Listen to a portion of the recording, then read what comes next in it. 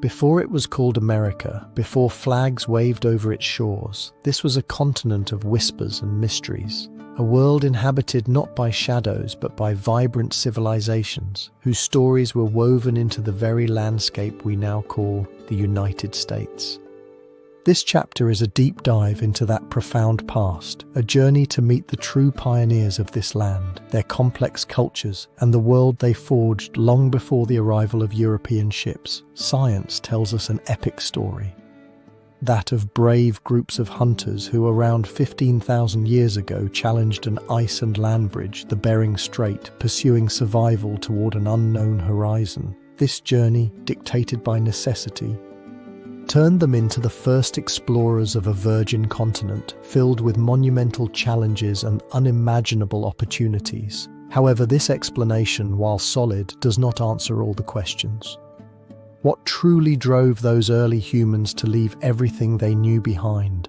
Was it the promise of abundance, or an insatiable curiosity, the engine of one of the greatest migrations of our species, as they ventured into the vast territory?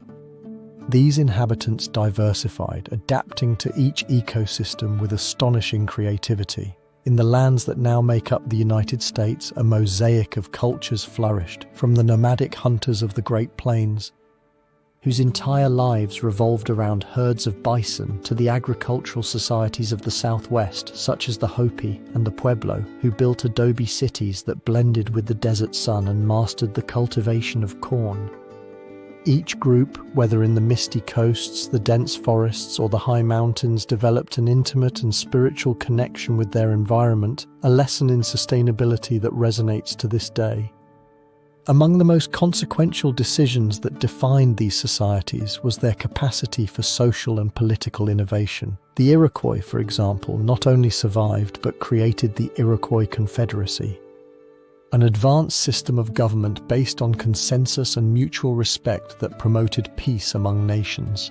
This structure, sophisticated and effective, would astonish centuries later the very founding fathers of the United States. Is it possible that the roots of American democracy are older and deeper than commonly believed? The development of the pre-Columbian era was not static. It was a hotbed of interaction. Extensive trade networks crisscrossed the continent, functioning as arteries that transported not only goods such as turquoise or seashells, but also ideas, technologies, and beliefs. This constant exchange enriched communities, weaving a cultural tapestry of extraordinary complexity, visible in their rituals, their dances, and the epic stories passed down from generation to generation. The mystery that still fascinates us is how they managed these complex diplomatic and commercial relationships on such a vast continent without the technologies we take for granted today. The consequences of the settlement of these peoples were the foundation of everything that would come afterward. The mastery of agriculture allowed for the emergence of permanent settlements, which in turn led to population growth and more complex societies. Villages transformed into centers of cultural, social, and spiritual innovation. But with growth also came tensions. Competition for resources and cultural differences generated conflicts, creating a dynamic of cooperation and rivalry that would become a recurring theme throughout the entire history of America. As this first glimpse concludes, the true enigma is not only who these peoples were, but how their world, built over millennia, was about to collide with another. For while these cultures thrived on the other side of the ocean, the ambitions of kings and explorers began to turn their compasses westward. A new chapter was about to be written, not with ink, but with steel, gunpowder, and the will of empires. A change that would forever transform the destiny of this continent and initiate the history of the United States as we know it. If you're enjoying the video, give it a like and subscribe to see more content from the channel. That ancestral connection between the native peoples and the land they inhabited would soon be interrupted by European ambitions. In the 15th century, Europe found itself at a crossroads. The search for new trade routes, driven by the expansion of commerce and demographic pressure, had unleashed a series of explorations that would change the course of history. In this context, figures such as Christopher Columbus, sponsored by the Catholic monarchs of Spain, ventured into the unknown, convinced that fortune and glory awaited them. In 1492, Columbus arrived at the Caribbean islands, an event that would mark the beginning of a period of explorations and colonizations that would leave an indelible mark on the American continent. But beyond Columbus's achievement, his journey revealed a world filled with complexities and contradictions. What would life be like for those peoples who inhabited those lands long before the arrival of Europeans? The history of Native Americans is rich and varied, with cultures that flourished in harmony with their environment. However, the echo of Columbus's sails would soon resonate along the coasts of what we now know as the United States. As European powers began to establish their claims over the New World, the territory that would become the United States transformed into a geopolitical chessboard. The French, the British, and the Spanish rushed to conquer lands and resources, each with their own interests and strategies. The 16th century saw the rise of explorers such as Juan Ponce de Leon, who in 1513 explored the Florida Peninsula in search of the legendary Fountain of Youth, and Jacques Cartier, who in 1534 navigated the St. Lawrence River, paving the way for future French colonization in North America. The political and social context of Europe during this period was defined by the rivalry between monarchies and the desire for territorial expansion. The Iberian kingdoms, primarily Spain and Portugal, had consolidated their colonial control, but would soon be challenged by the growth of other powers, such as France and England. The quest for gold, spices, and new lands was a driving force guiding these explorers. However, the ambition of these kings and their subjects would also bring with it a legacy of violence and dispossession. The key figures in this narrative are not only explorers, but also the political leaders who supported them. In England, the interest in establishing colonies materialized with the creation of the London Company, which in 1606 received authorization to explore and colonize North America. This company would found in 1607 the colony of Jamestown, the first permanent British settlement in America. This act, which might seem like a simple move in a game of conquest, was in reality a strategic decision that would change the demographics and culture of the region forever. From the arrival of the colonizers, history would become increasingly complex. The expeditions of the British, French and Spanish began to intertwine, giving rise to a mosaic of cultures and conflicts. The colonists of Jamestown, facing adversity, learned to cultivate tobacco, a plant that would soon become the economic pillar of the colony and an important engine of trade with Europe. However, this prosperity came at a high price. The establishment of an economy based on cultivation required labor, which led to the importation of African slaves, marking the beginning of an era of exploitation that would resonate throughout the history of the United States. For their part, the French, with their more pragmatic approach to the natives, established trade relationships such as the fur trade that allowed them to integrate into the social fabric of the region. This approach, while successful in the short term, was not without tensions and conflicts, especially as territorial ambitions expanded westward. In contrast, British expansion was more aggressive, creating an environment of constant tension with the native tribes that had inhabited those lands since time immemorial.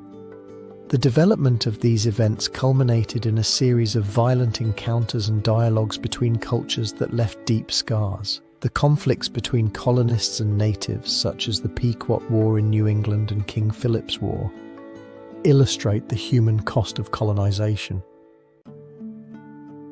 The decisions made by colonial leaders, who often prioritized their economic interests over the lives of native peoples, marked the beginning of a cycle of resistance and oppression that would perpetuate itself over the centuries. The immediate consequences of these expeditions and colonizations were manifold. On one hand, the first foundations of what would eventually become a prosperous nation were established. On the other, a conflict was brewing that would lead to the devastation of indigenous cultures and the loss of lands. In this context of ambition and struggle for survival, the question arises: what legacies and lessons remained hidden in the shadows of this history of conquest? As this historical drama unfolded, the repercussions of the decisions made by those first explorers and colonizers would resonate through the centuries, raising a question about how these interactions would shape American identity. The history of native peoples, relegated to the background in the narrative of colonization, remains a topic to unravel, a story of resistance and adaptation that challenges dominant narratives. The exploration and colonization of North America was not only a journey into the unknown, but also a path filled with contradictions and ethical dilemmas. The arrival of Europeans in these lands marked the beginning of a new chapter, but it also left in its wake a series of unanswered questions. How might history have developed if European powers had opted for a more respectful approach toward existing cultures? What legacy would remain intact if the decisions made in those foundational years had been different? Thus, the outcome of the explorations and colonizations invites us to reflect on the lasting impact of these events on the construction of American identity. History is not simply a tale of victories and defeats, but a complex tapestry of human interactions, political decisions, and intertwined destinies. As the horizon expanded before the eyes of the colonizers, it also concealed an uncertain future filled with promises and shadows. The enigma left by this stage is profound and resonant: how to reconcile the legacy of colonization with the rich history of the peoples who inhabited these lands. Exploration and colonization were merely the first step in a journey that would lead to the formation of new societies. And in the next chapter, we will delve into the emergence of the 13 colonies, where tensions between the metropolis and its colonies would begin to give rise to a new conflict on the horizon. That journey of exploration and discovery did not stop with the first colonies established on the continent. In the shadows of the valleys and the coasts, the emergence of a new world was taking shape, a place where British influence would begin to leave its indelible mark. The 13 colonies, a phenomenon in themselves, emerged as a reflection of the human desire for freedom, prosperity, and at the same time, dependence. But how did this complex web of relationships between the colonies and their metropolis develop? As the 17th century progressed, the political and social environment in Europe became increasingly tumultuous. The English Revolution had left a trail of uncertainty, and the British monarchy sought to expand its influence in the New World. The American colonies became an extension of the British Empire, a fertile ground for agriculture, resource exploitation, and a captive market for British products. However, this relationship was not one-dimensional. The colonies were also a melting pot of cultures where hopes for religious, economic, and political freedom began to flourish. In this context of ambition and exploration, the 13 colonies began to take shape, from the Puritan New England to the plantations of the South, each with its own character and challenges. Among the key actors in this historical drama, two figures emerge clearly: King Charles II, who under the mandate of the British Restoration promoted colonial expansion, and the Governor of Virginia, Sir William Berkeley, who implemented policies favouring a landowning elite in the colonies. Their decisions, although seemingly focused on economic expansion, laid the groundwork for tensions that would arise in the future. Who were those colonists who, in search of a new beginning, ventured to cross the ocean? The arrival of Puritans, Quakers, and other groups seeking religious freedom transformed the cultural landscape of North America. Each group brought with them not only their beliefs, but also a sense of identity that would solidify over time. The year 1607 marked a crucial milestone with the founding of Jamestown, the first permanent English colony in America. This settlement, driven by the Virginia Company, faced enormous challenges: famines, diseases, and conflicts with native peoples. However, the perseverance of its colonists, along with the cultivation of tobacco, transformed the colony's economy, turning it into a model for future expeditions. Meanwhile, in the north, the Pilgrims established Plymouth in 1620, seeking a refuge to practice their faith. This act, beyond its boldness, not only initiated the colonization of New England, but also laid the foundations for an identity that opposed British authority. Throughout the 17th century, other colonies began to emerge. Massachusetts, Rhode Island, Connecticut, and New Hampshire in the north, Maryland, North Carolina, South Carolina, and Georgia in the south. Each of these colonies developed under unique circumstances, but they shared a common thread, an increasing dependence on the metropolis. As the colonies prospered, their relationship with Great Britain became more complex. The mercantilist policies imposed by the Crown, which sought to ensure that all wealth generated in the colonies flowed back to England, began to generate discontent. Could the colonists truly accept a system that kept them as mere providers of resources? The answer to this question became evident in the following decades. The growing economic independence of the colonies, along with an increasingly strong sense of identity, led to a series of decisions that would change the course of history. The colonists began to see Great Britain not as a protective mother, but as an entity that restricted their rights and freedoms. The first revolts and protests began to emerge in response to imposed laws, such as the Sugar Act and the Stamp Act. The shadow of revolution was beginning to take shape on the horizon, but there was still a dilemma to resolve. How could the colonies, divided in interests and cultures, unite to face the metropolis? Ultimately, the emergence of the 13 colonies raises questions that resonate through time. What factors led to this diversity in unity? Was the pursuit of freedom and prosperity enough to overcome regional and cultural differences? As the echoes of discontent resonated in the streets, a transformation was about to begin, a movement that would challenge the established order and seek to redefine the future. Against the backdrop of an expanding empire and growing colonies, tensions began to escalate. The colonists would face crucial decisions that would mark the path toward their independence. In the next chapter, we will explore the road to independence, a journey filled with conflicts, unexpected alliances, and the quest for a new destiny. That discontent would soon transform into a cry for independence. As the British colonies in North America began to chart their own course, a question loomed on the horizon. Could they truly free themselves from the British yoke and forge a nation of their own? This chapter delves into the political and social upheavals of the time, unraveling the events and tensions that led the colonies to seek independence from Great Britain. The historical context preceding this cry is a mosaic of accumulated grievances. The colonies, mostly founded by those yearning for freedom and prosperity, had become a microcosm of diverse cultures and beliefs. However, the shadow of the British metropolis loomed over them, and the policies of the British government began to suffocate the spirit of self-determination. After the 7 Years' War, Great Britain, burdened with enormous debt, decided to impose a series of taxes on the colonies, which in turn provoked growing resistance. The Stamp Act of 1765 was the initial spark that ignited colonial anger. But was the tax truly the root of discontent, or was there something deeper?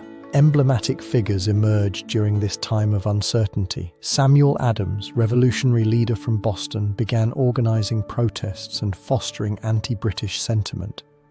Benjamin Franklin, another pillar of the cause, used his wit and connections to advocate for unity among the colonies. But perhaps the most intriguing of all was Thomas Paine, whose work Common Sense resonated in the hearts of many, urging the colonists to reject British rule and embrace independence. The decisions of these men not only shaped the fate of the colonies but also revealed the growing rift between the metropolis and its subjects.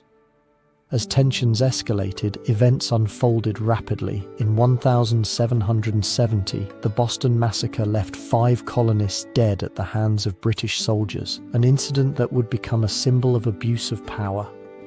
Great Britain's response was to harden its stance, as evidenced by the passage of the Intolerable Acts in 1774. These measures, far from quelling resistance, fanned the flames of rebellion.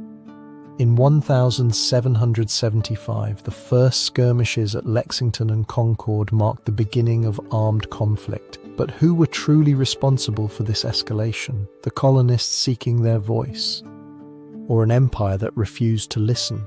The immediate consequences of these events were profound and multifaceted. The the colonies began to organize, forming the First Continental Congress in 1774, where delegates from various colonies gathered to discuss a unified response. The decisions made at this Congress would lay the groundwork for coordinated resistance against British rule. The repercussions of their deliberations would resonate beyond colonial borders, and the idea of an independent future began to take shape.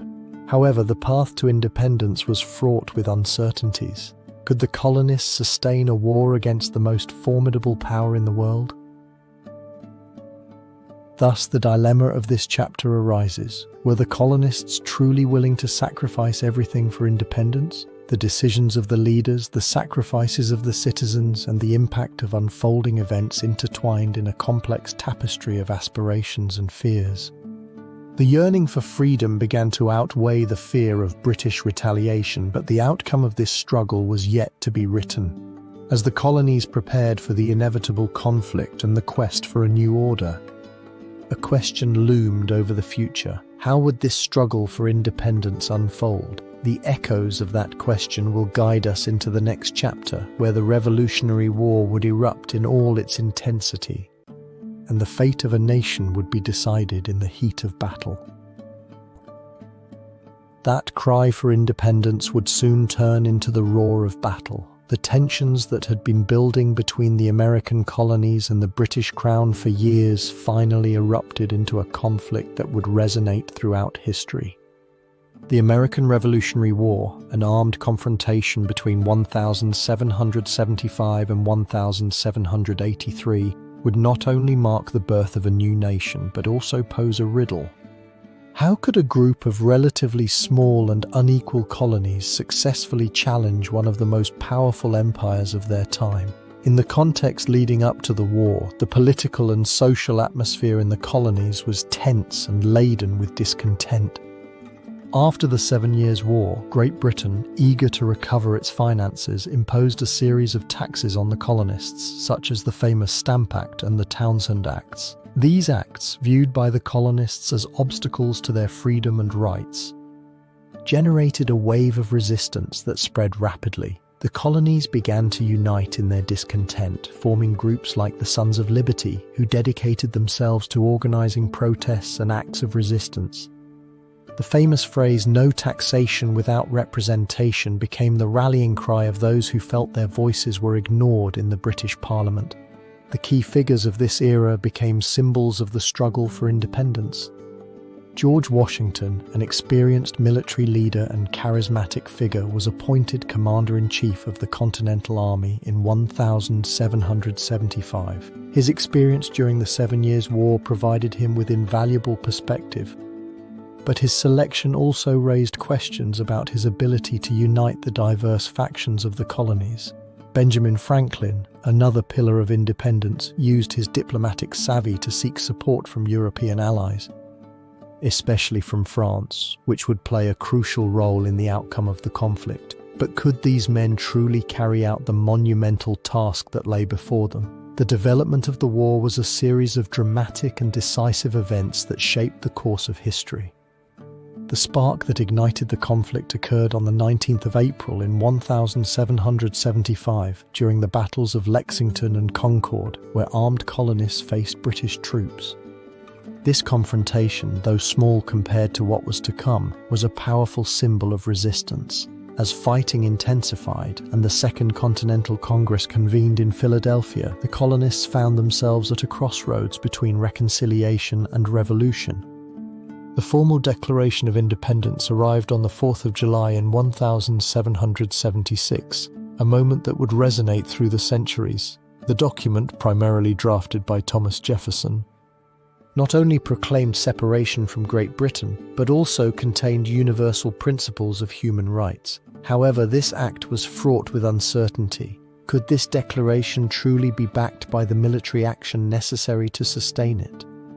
The battles of Saratoga in 1777 became a turning point, bringing significant victories that convinced France to ally with the colonies. But even with this support, the path to victory was filled with obstacles and sacrifices. The immediate consequences of the war were profound and complex. Independence not only involved the creation of a new nation, but also the reconfiguration of social and political relationships in a territory riddled with contradictions.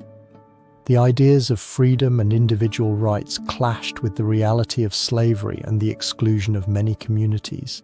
The war left a legacy of heroism and sacrifice, but also an echo of divisions that would endure over time. What kind of nation were the colonists truly building, and at what cost? The riddle of the Revolutionary War extends beyond the victories and defeats on the battlefield. At its core, it raises questions about the nature of freedom and the price of independence. As the colonies celebrated their victory and proclaimed their sovereignty, other mysteries emerged. Were the new leaders prepared to face the challenges of governance? How would they navigate the vast ocean of politics and international relations in a world still marked by colonial empires and global conflicts? Thus, the American Revolutionary War concluded with a peace treaty in 1783, but left unresolved issues that would resonate through time. Independence had been won, but the struggle to define what it truly meant to be free was just beginning. With victory over Great Britain, the Americans faced the challenge of building a new nation on the foundations of lofty ideals and complex realities. As history progresses, the next stage will be the creation of the Constitution of the United States, a document that would not only merge revolutionary ideals with the structure of a new government, but also attempt to resolve the tensions and contradictions that had emerged in the heat of war. If you're enjoying the video, give it a like and subscribe to see more content from the channel. That struggle for independence was about to leave an indelible mark on the newly liberated land. After the victory over British rule, the 13 colonies faced a new challenge: the creation of a framework that not only guaranteed their survival, but also cemented their identity as a nation. Thus, amidst the echo of bullets and the celebration of freedom, the need for a constitution arose, a document that would become the heart of American democracy. The end of the Revolutionary War in 1783 left the colonies not only with the euphoria of victory, but also with a political landscape filled with uncertainties. European powers looked on with interest at the new political experiment, while within their own borders, revolutionary leaders grappled with the need for a stronger union and the desire to preserve the autonomy of individual states.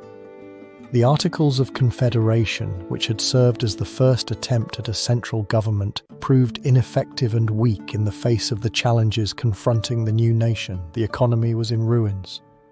Territorial conflicts were common, and the threat of possible disintegration loomed over the leaders.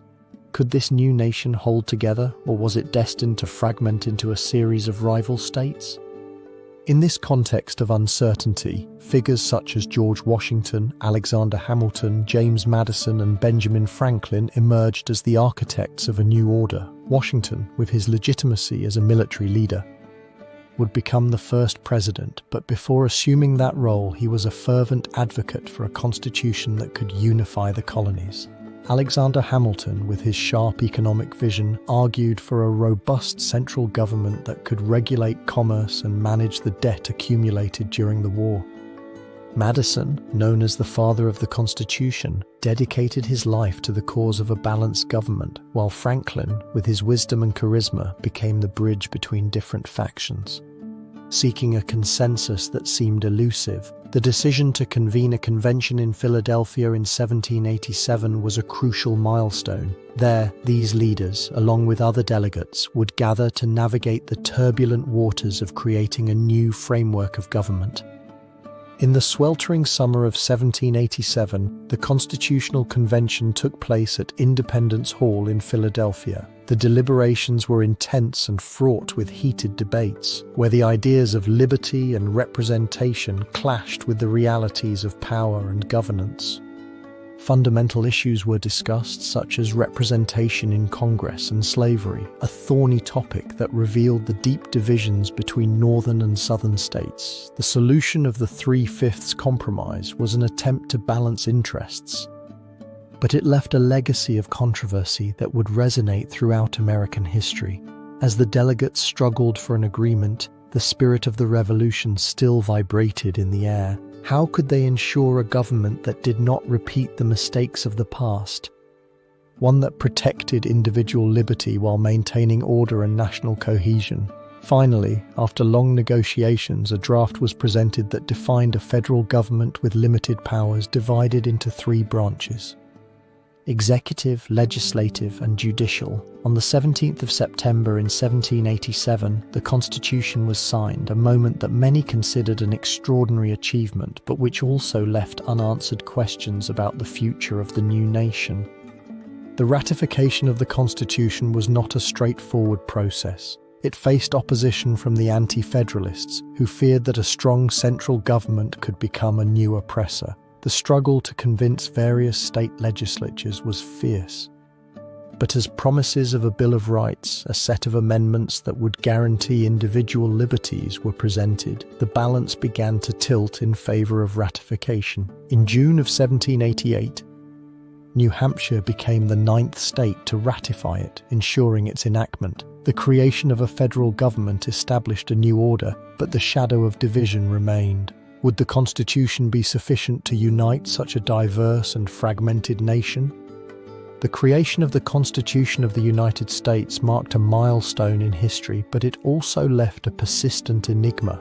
How could a nation built on principles of liberty and autonomy confront the tensions arising from its own contradictions? The shadow of slavery, the desire for territorial expansion, and the struggles for states' rights loomed like ghosts on the horizon of this new beginning. Could the Constitution adapt to the challenges of the future? Or would it be a document that, in its genesis, contained the seeds of its own destruction? With the Constitution in the hands of its citizens, the United States found itself at a critical threshold. The creation of a federal government was not only the beginning of a new era, but also the step towards an expansion that would lead the nation to explore new frontiers, both geographical and ideological. In the next chapter, we will delve into the era of expansion and compromise, where the quest for lands beyond established boundaries would begin to shape American identity, challenging the framework that the Constitution had established. With independence secured, the young nation turned its gaze westward, ushering in a new chapter marked by the desire for expansion and the pursuit of political compromises that would ensure the cohesion of a nation in formation. As the American Revolution faded, a great yearning for the West emerged among the citizens and leaders of the young republic. This drive for territorial expansion not only represented the quest for new economic opportunities, it also embodied the moral and political dilemma that would test the foundations of the Union. In the decades following independence, the historical context was characterized by ambition and uncertainty. The vast expanse of land stretching beyond the Appalachians was seen as a promising territory, a space where the ideals of freedom and self-governance could flourish. However, at the same time, the shadows of slavery and racial tensions began to loom, foreshadowing the divisions that would later tear the nation apart. Politics became a terrain of negotiation, a game of chess where each move influenced the future of the country. In this intricate web, figures such as Thomas Jefferson and James Madison emerged as architects of expansion. Jefferson, president in the year 1803, dreamed of a nation that stretched from the Atlantic to the Pacific. It was during his administration that the Louisiana Purchase materialized, an agreement that doubled the size of the United States and opened a vast territory to the west. But at what cost? The acquisition of these lands not only raised questions about sovereignty and the rights of native peoples, but also introduced a moral dilemma regarding the expansion of slavery into these new territories. As the nation ventured into these new horizons, the figure of Andrew Jackson began to emerge. His presidency, which would solidify in the decade of 1820, was characterized by an aggressive expansion policy that advocated for manifest destiny, the belief that the United States was destined to expand across the continent. However, this expansion was not simply a matter of colonization. It was a process that involved the systematic removal of the indigenous peoples inhabiting those lands. And what legacy would these decisions leave in the collective memory of the nation? Events unfolded rapidly. The Indian Removal Act of 1830, driven by Jackson, led to the forced displacement of thousands of Native Americans in what is known as the Trail of Tears. This tragic episode not only left an indelible mark on the history of indigenous peoples, but also revealed the complexity of the political compromises that leaders had to face to maintain the Union. As the territory expanded, so did the differences between the North and the South, especially regarding the issue of slavery. The decisions made during this period of territorial expansion were not merely strategic, they were, at their essence, moral decisions. The quest for a national identity was constantly challenged by the need to reconcile the ideals of freedom with the reality of slavery. In this sense, the Westward Expansion became a labyrinth of contradictions where ideals and realities clashed dramatically. The immediate consequences of these events were profound. The Louisiana Purchase and the subsequent expansion not only enlarged the territory but also intensified internal struggles over slavery. The incorporation of new states into the federal system raised the question of whether they would be admitted as free or slave states, a tension that would escalate over the following decades. As new territories joined the Union, the echo of discord resonated beyond the borders, leaving a haunting question in the air. Could the United States maintain its unity in the face of these growing challenges? The enigma of this expansion was never fully resolved.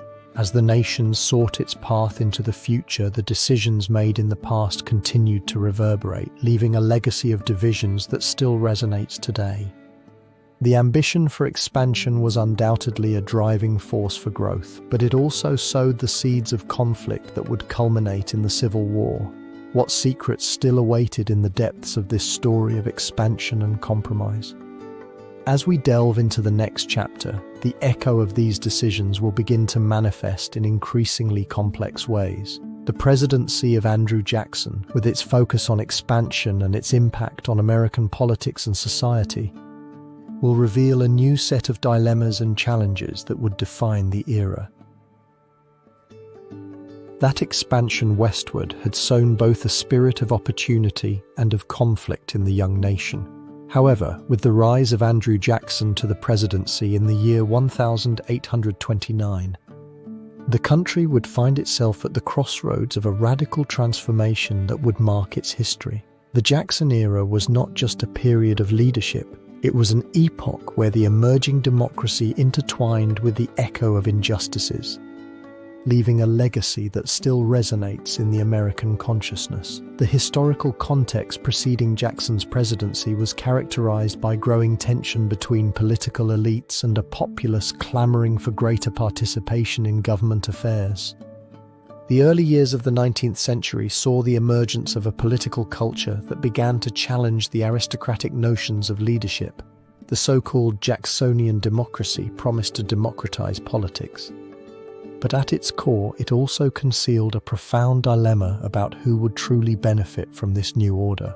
Andrew Jackson, a man forged in war and controversy, embodied this duality, a hero of the Battle of New Orleans. His image as a champion of the people resonated in a country yearning for voices that represented their interests. However, his rise to power was marked by decisions that reflected both a vision of freedom and a disdain for minorities and indigenous peoples. Was Jackson truly a defender of democracy or a new kind of authoritarian leader? The key decisions of his administration focused on the reconfiguration of the political system and the management of relations with native tribes. The policy of Indian removal became a cornerstone of his government. In the year 1830, Congress passed the Indian Removal Act, which allowed for the forced removal of tribes inhabiting territories designated for American expansion. The repercussions of this law still resonate in the heart of the nation, raising the question, what price was paid for the expansion of democracy? The unfolding of events in this era was marked by a series of confrontations and controversial decisions. The most significant controversy was the removal of the Cherokees from their lands in Georgia, a process that culminated in the infamous Trail of Tears in the year 1838. Thousands of Native Americans were forced to march westward, facing adverse weather, diseases, and the harshness of fate. How could a leader, acclaimed as the defender of the people, justify such suffering? However, Jackson's presidency was not limited to the expulsion of natives. His anti-bank stance manifested in his struggle against the Bank of the United States, a confrontation that highlighted the tensions between agrarianism and emerging capitalism. Jackson saw the bank as a threat to individual liberty and state sovereignty, and his decision to withdraw federal funds marked a drastic shift in the nation's economic policy. But was this action an act of liberation or merely a move towards financial chaos? The immediate consequences of the Jackson era were profound and complex. The policies of his administration fostered a sense of national identity among Americans, but also left a trail of divisions that would widen over time. The grievance towards indigenous tribes and the discontent with banks created a tumultuous political landscape that foreshadowed future conflicts. Jackson's reforms, although presented as a democratic advance, left a legacy of exclusion that would remain a recurring theme in American history. The enigma of this chapter centers on the question of how a man who proclaimed to be the defender of democracy could, at the same time, be an architect of oppression. Was his vision of a democratic nation an illusion built on the backs of those who could not defend themselves? The Jackson era, with all its achievements and failures, raises questions that challenge our understanding of freedom and justice in the context of American history. As the nation entered the decade of the year 1830, the echoes of division between the North and the South began to gain strength, heralding tensions that threatened to fracture the Union. The struggle for states' rights and the growing controversy surrounding slavery loomed as the new challenges the country would have to face.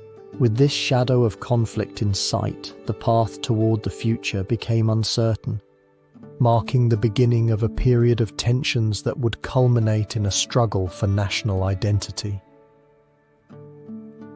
That era of expansion would give way to even deeper tensions.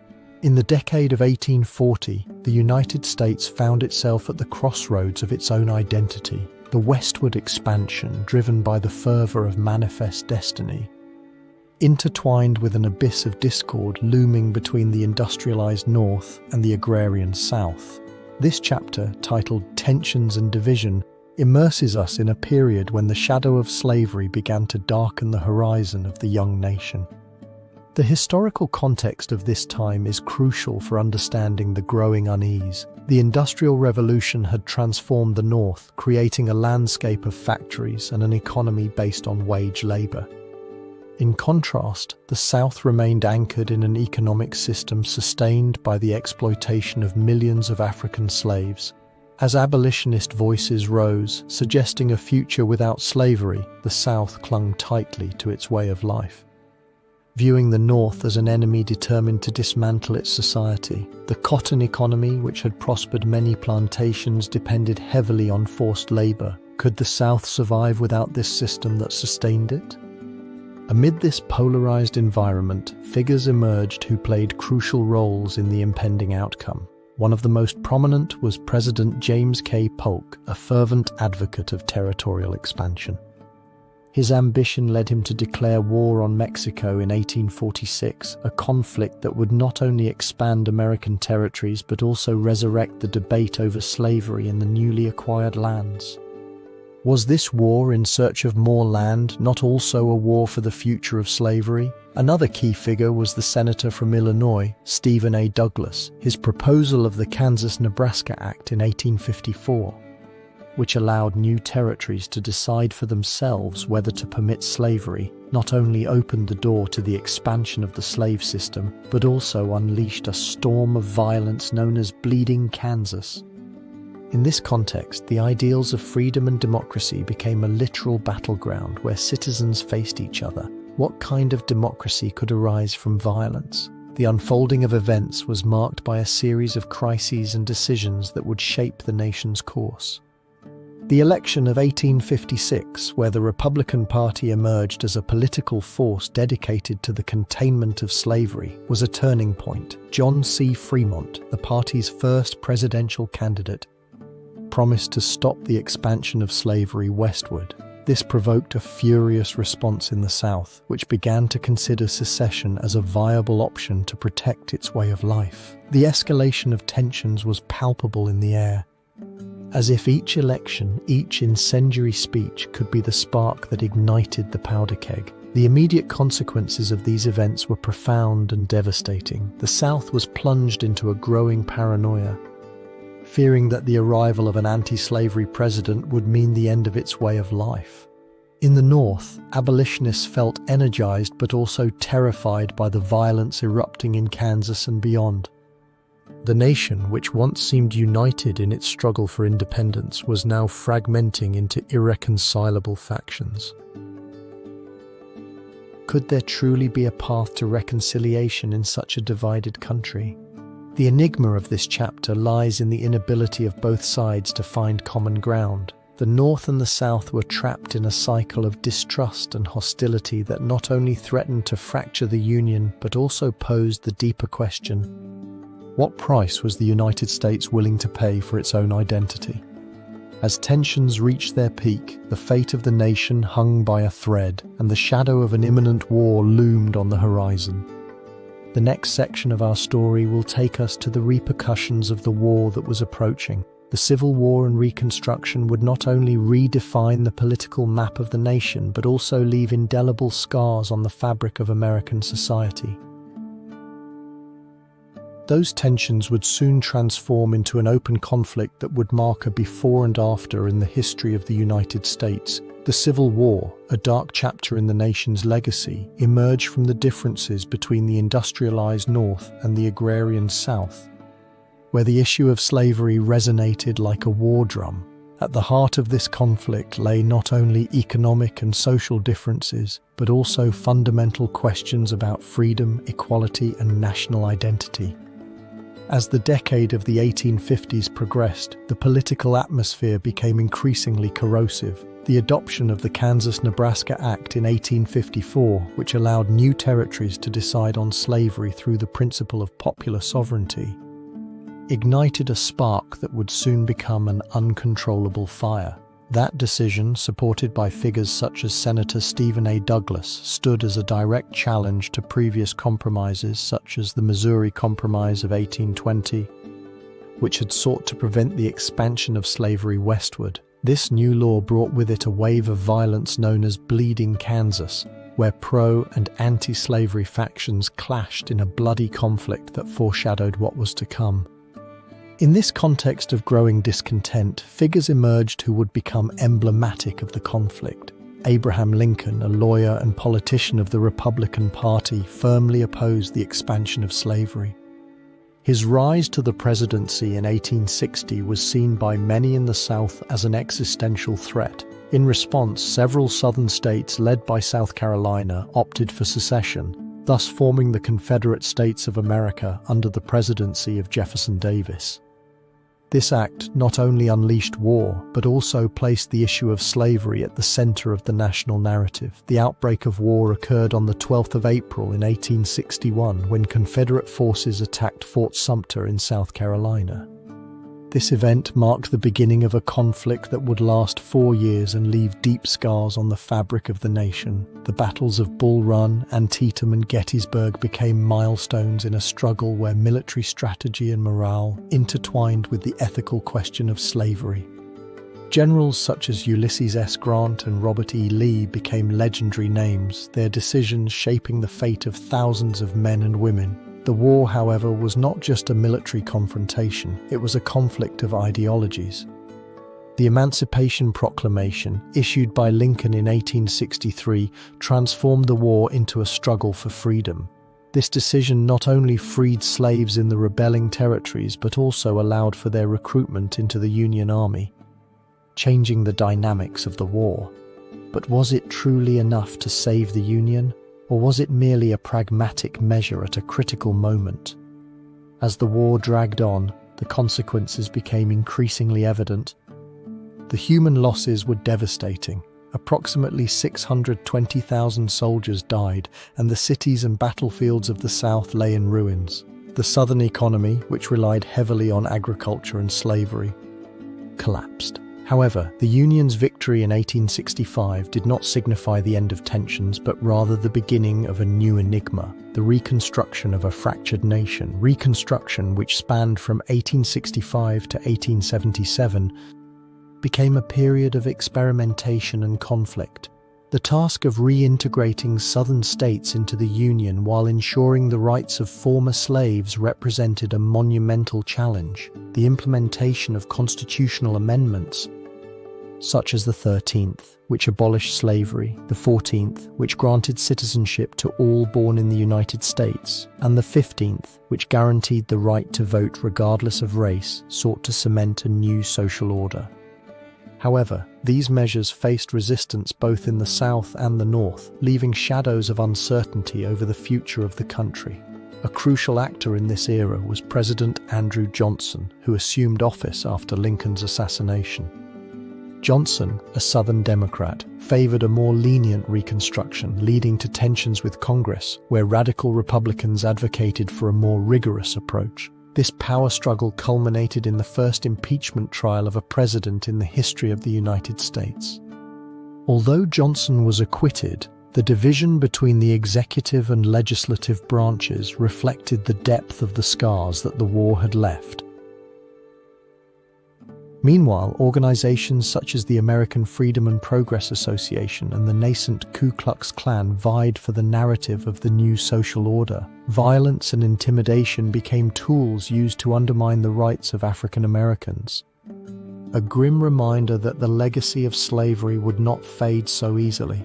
Was Reconstruction a genuine attempt to heal the wounds of war, or merely a temporary patch that concealed deep discontent? With the withdrawal of federal troops in 1877, the South was left to its own devices, and the legacy of the Civil War became an enigma that would endure over time. The era of Reconstruction, instead of being a full renaissance of opportunities, turned into a period of segregation and inequality, establishing a tortuous path toward the struggle for civil rights that would mark the following century. In this chapter of American history, the Civil War and Reconstruction reveal not only an armed conflict, but also a deep and complex intertwining of political decisions, ideological struggles, and the quest for identity. The shadows of those years still persist, challenging us to reflect on the price of freedom and equality. The end of the war ushered in a new chapter in the history of the United States. After the thunder of the Civil War, the country found itself in a crucible of tensions, hopes, and fears. The era of Reconstruction, which spanned from 1865 to 1877, emerged as a decisive and contentious period where fundamental questions about national identity and the future of the nation were raised. In this context, the political and social atmosphere was charged with expectations and challenges. The war had left deep wounds both in the social fabric and in the infrastructure of the South. The emancipation laws had freed millions of African Americans. But the question that lingered in the air was, what would their place be in a society still grappling with tradition and change?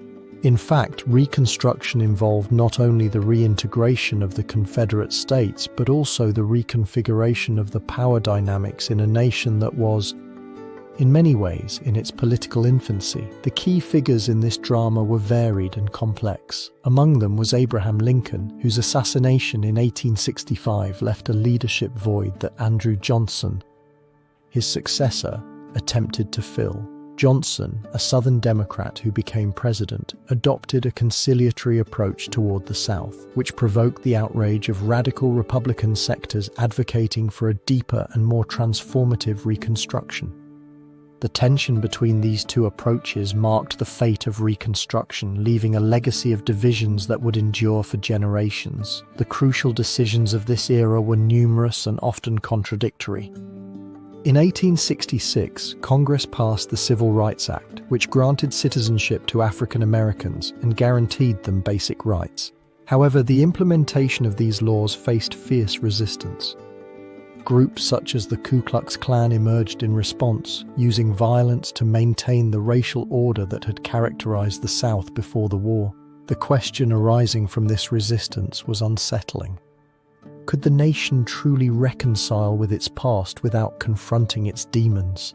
As events unfolded, Reconstruction became increasingly complex. In 1867, Congress, under radical control, imposed a new Reconstruction plan that divided the southern states into military districts, intending to ensure the protection of African Americans' rights. This measure sought not only reintegration but also social transformation, an ambitious goal that faced the harsh reality of local resistance and a lack of consistent federal support. The enigma deepened. Could a nation torn apart by war and division really forge a new path toward unity? Over time, Reconstruction began to crumble under the weight of politics and disillusionment. In 1876, the Compromise of 1877 marked the end of this period, resulting in the withdrawal of federal troops from the South and the return to power of the Democrats. This turn left millions of African Americans in the shadow of inequality, raising a crucial question. Had Reconstruction failed in its most fundamental task, that of ensuring real freedom and equality? The immediate consequences of these events were profound. The withdrawal of federal forces allowed for the implementation of Jim Crow laws, which institutionalized racial segregation and discrimination. Meanwhile, in the North, a growing disinterest in the South and racial politics began to take shape as the nation prepared to face new challenges. The echo of the Civil War still resonated, but the country was being pushed toward the future, leaving behind a legacy of ambiguity and conflict. The enigma of the era of Reconstruction endures to this day. Was this a period of opportunity that faded into a sea of violence and repression? Or perhaps the shadow of the Civil War was too heavy for the nation to build a truly unified future? The answers to these questions remain the subject of intense historical debate. As we close this chapter in the history of the United States, we prepare to delve into another period of transformation.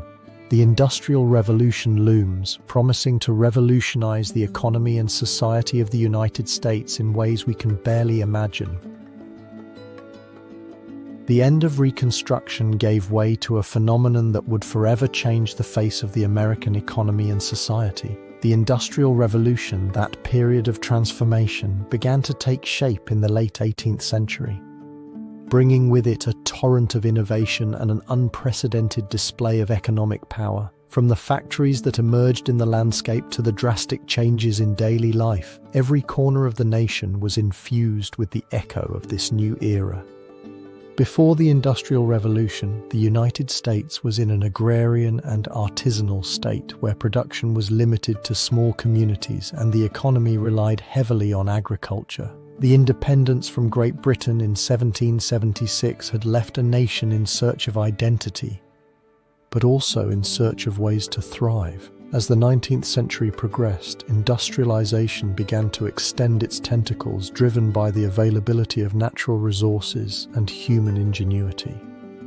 The invention of the steam engine by James Watt in 1769 and its subsequent adoption in America marked the beginning of a radical change.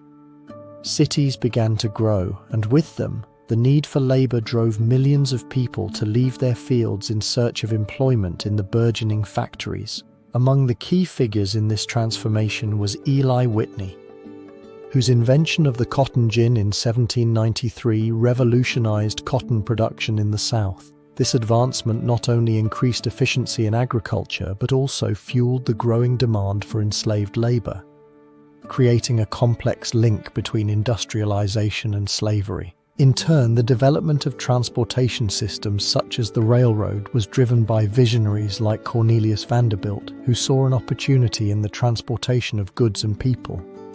The decisions of these businessmen were not mere economic transactions. They were the threads that wove the future of a nation grappling with prosperity and morality. The Industrial Revolution in the United States was not a uniform process. It developed unevenly, with the North advancing more rapidly than the South.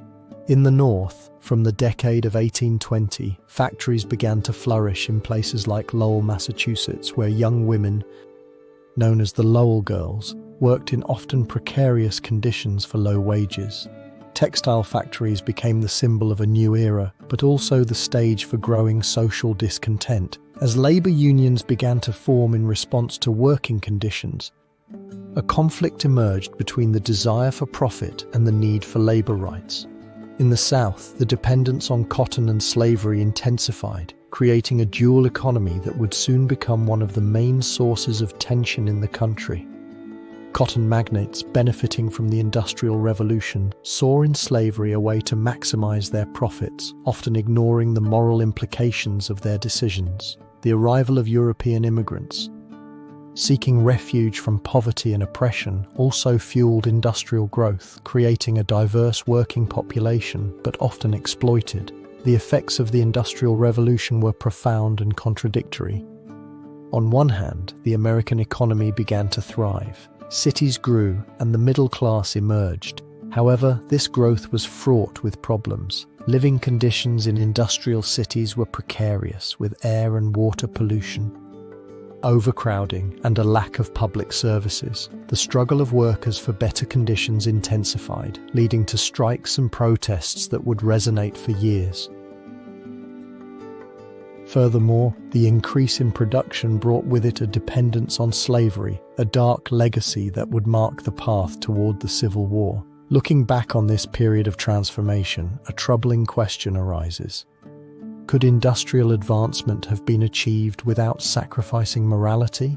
The Industrial Revolution opened a door to progress, but it also sowed the seeds of conflicts that would resonate throughout American history. The echoes of these dilemmas continue to resonate in the present, reminding us that progress and ethics often walk intertwined paths.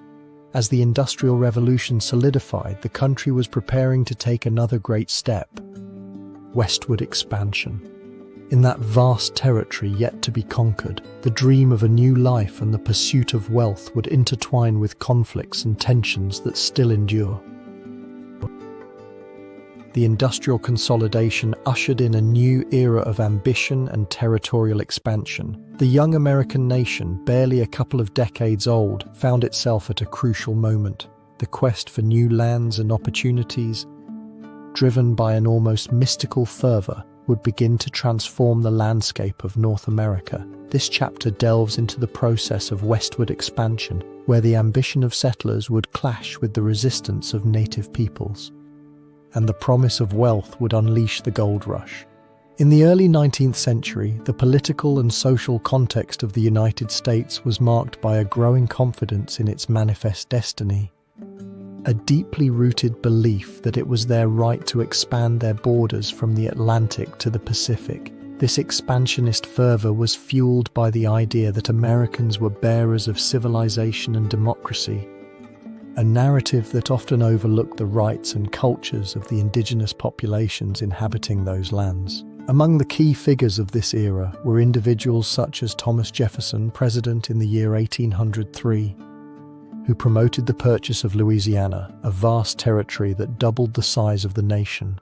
Jefferson, a visionary of his time, argued that this acquisition was not only vital for the economic growth of the United States, but also to fulfill its manifest destiny.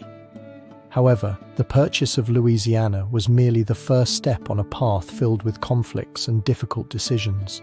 In the year 1830, President Andrew Jackson signed the Indian Removal Act, a measure that allowed for the forced expulsion of native tribes from east of the Mississippi to lands in the west.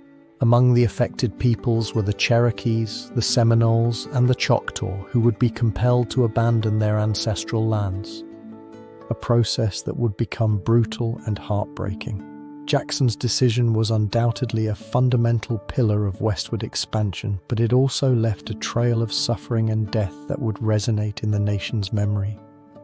As settlers moved westward, they began to establish routes and settlements. The construction of roads and railroads facilitated the movement of people and goods, turning the vast territory into a promise of opportunities. However, this expansion was not a peaceful process. Clashes between settlers and natives intensified, leading to a series of conflicts known as the Indian Wars, where American forces faced indigenous peoples fighting to defend their lands. One of the darkest episodes of this era was the forced march of the Cherokees, known as the Trail of Tears, which took place between the years 1838 and 1839. Thousands of Cherokees were forced to walk hundreds of miles to the Indian Territory in Oklahoma. Facing disease, hunger, and inhumane conditions, this event became a symbol of the suffering inflicted on native peoples in the name of expansion and civilization. By the end of the decade of 1840, another phenomenon would drastically change the course of the West: the gold rush. The discovery of gold at Sutter's Mill, California, in the year 1848 attracted hundreds of thousands of fortune seekers. The echo of this discovery resonated throughout the nation and beyond, leading to the massive migration of people in search of wealth. This period, which extended throughout the decade of 1850, transformed not only the Californian economy, but also the demographics and culture of the region. However, the gold rush also brought with it a series of challenges and conflicts.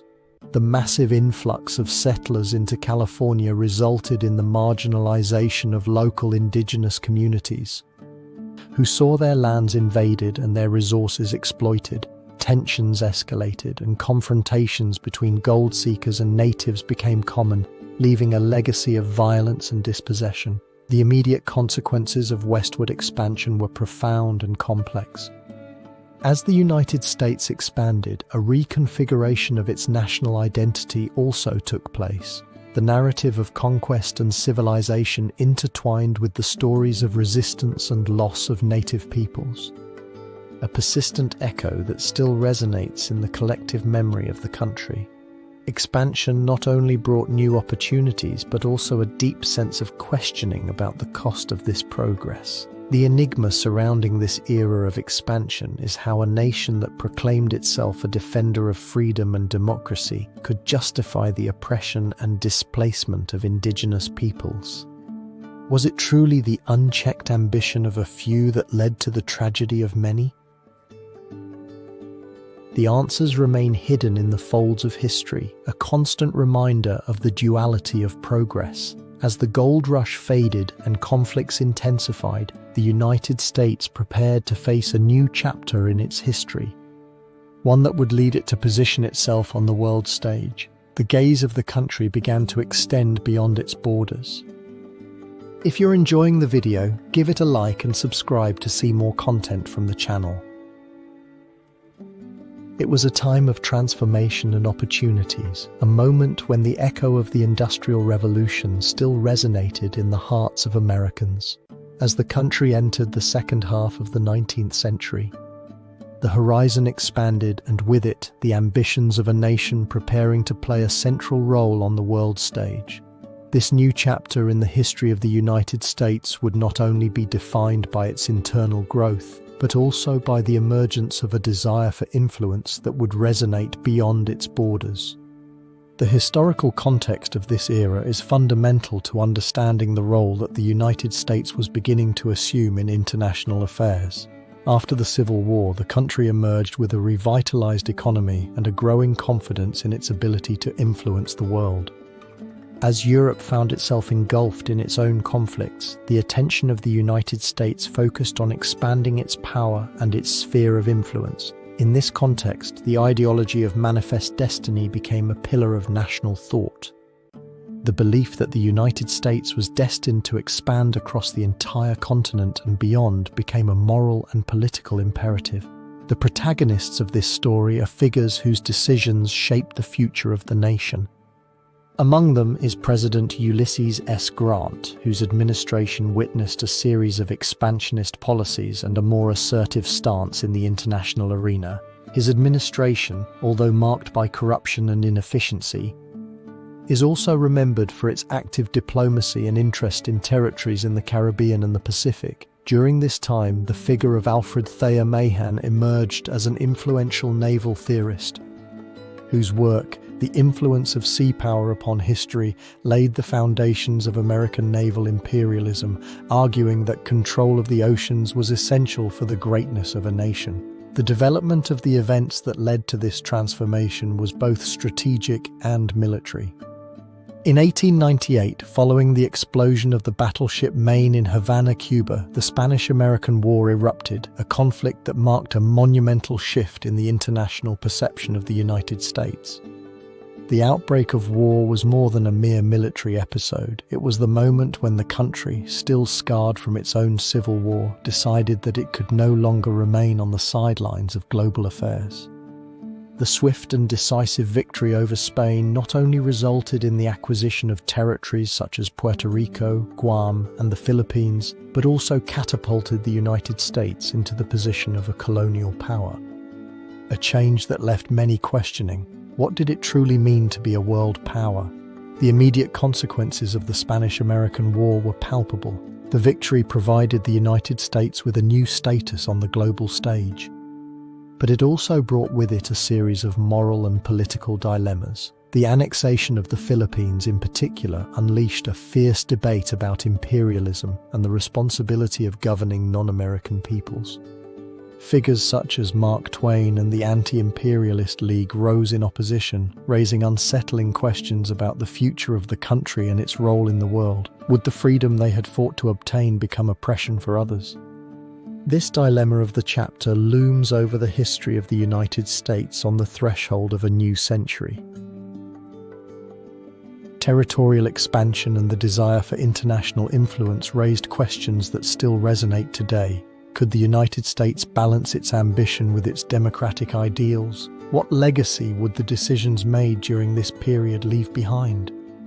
As we move toward the next phase of our exploration, it is crucial to remember that these events not only defined American foreign policy, but also laid the groundwork for the Progressive Era, a period of social and political reforms aimed at addressing the tensions generated by rapid expansion and change. Undoubtedly, the challenges of industrialization and urban growth would shape the response of a nation that, while seeking its place in the world, faced its own internal contradictions. The international expansion triggered a wave of changes that would transform the very fabric of American society. In the early 20th century, as the shadows of industrialization loomed over the cities, a new movement began to take shape, the Progressive Era. This period, which spanned approximately from 1890 to the First World War, emerged as a response to the growing inequalities and social issues that rapid industrialization had generated.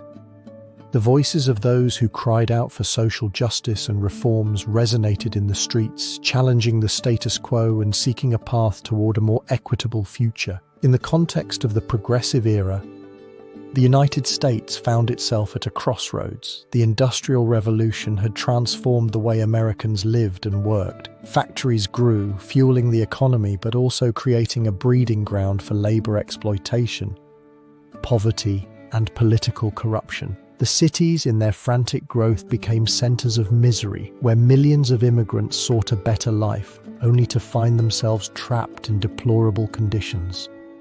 In this framework, progressives, a diverse group of reformers, began to question the morality of the system and demand changes. Among the key figures of this movement was Theodore Roosevelt, who became president in 1901.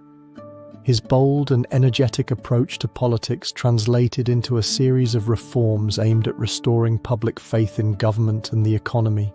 Roosevelt, a man of action, confronted the powerful trusts that controlled the economy, using the antitrust law to dismantle monopolies and regulate business practices.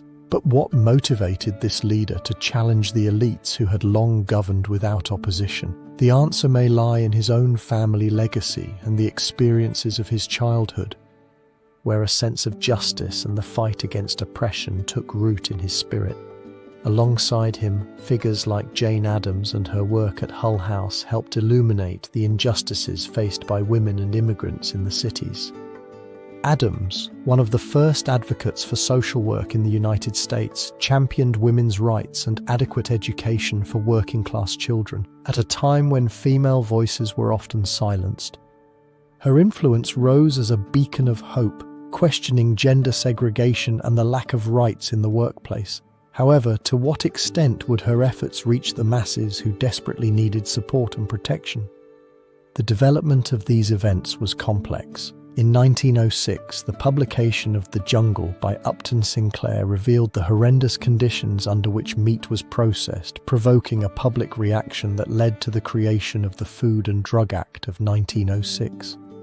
This landmark act was not only a triumph for reformers, but also a clear indicator that public awareness could become a powerful force capable of forcing change. But while these victories were celebrated, the question remained: could these reforms be sufficient to address the systemic problems that had taken root in society?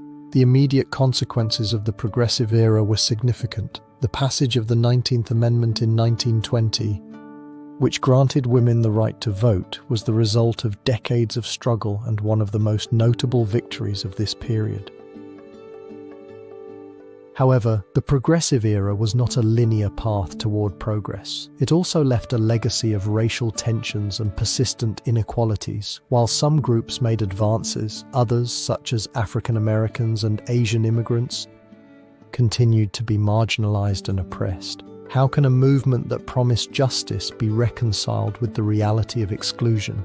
Thus, the enigma of the progressive era presents itself before us. Was it truly a period of progress and hope, or merely a mask that concealed the deep divisions of American society? As we move toward the involvement of the United States in the First World War, the question remains whether the reforms achieved will endure, or if the shadows of industrialization and social divisions will resurface, challenging the newly conquered stability.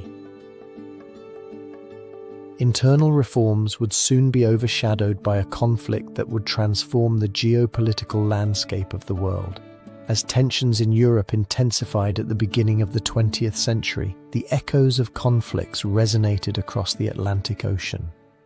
The First World War, a monumental conflict that would begin in 1914, would become a turning point for the United States, a country that had been more focused on its own expansion and internal development.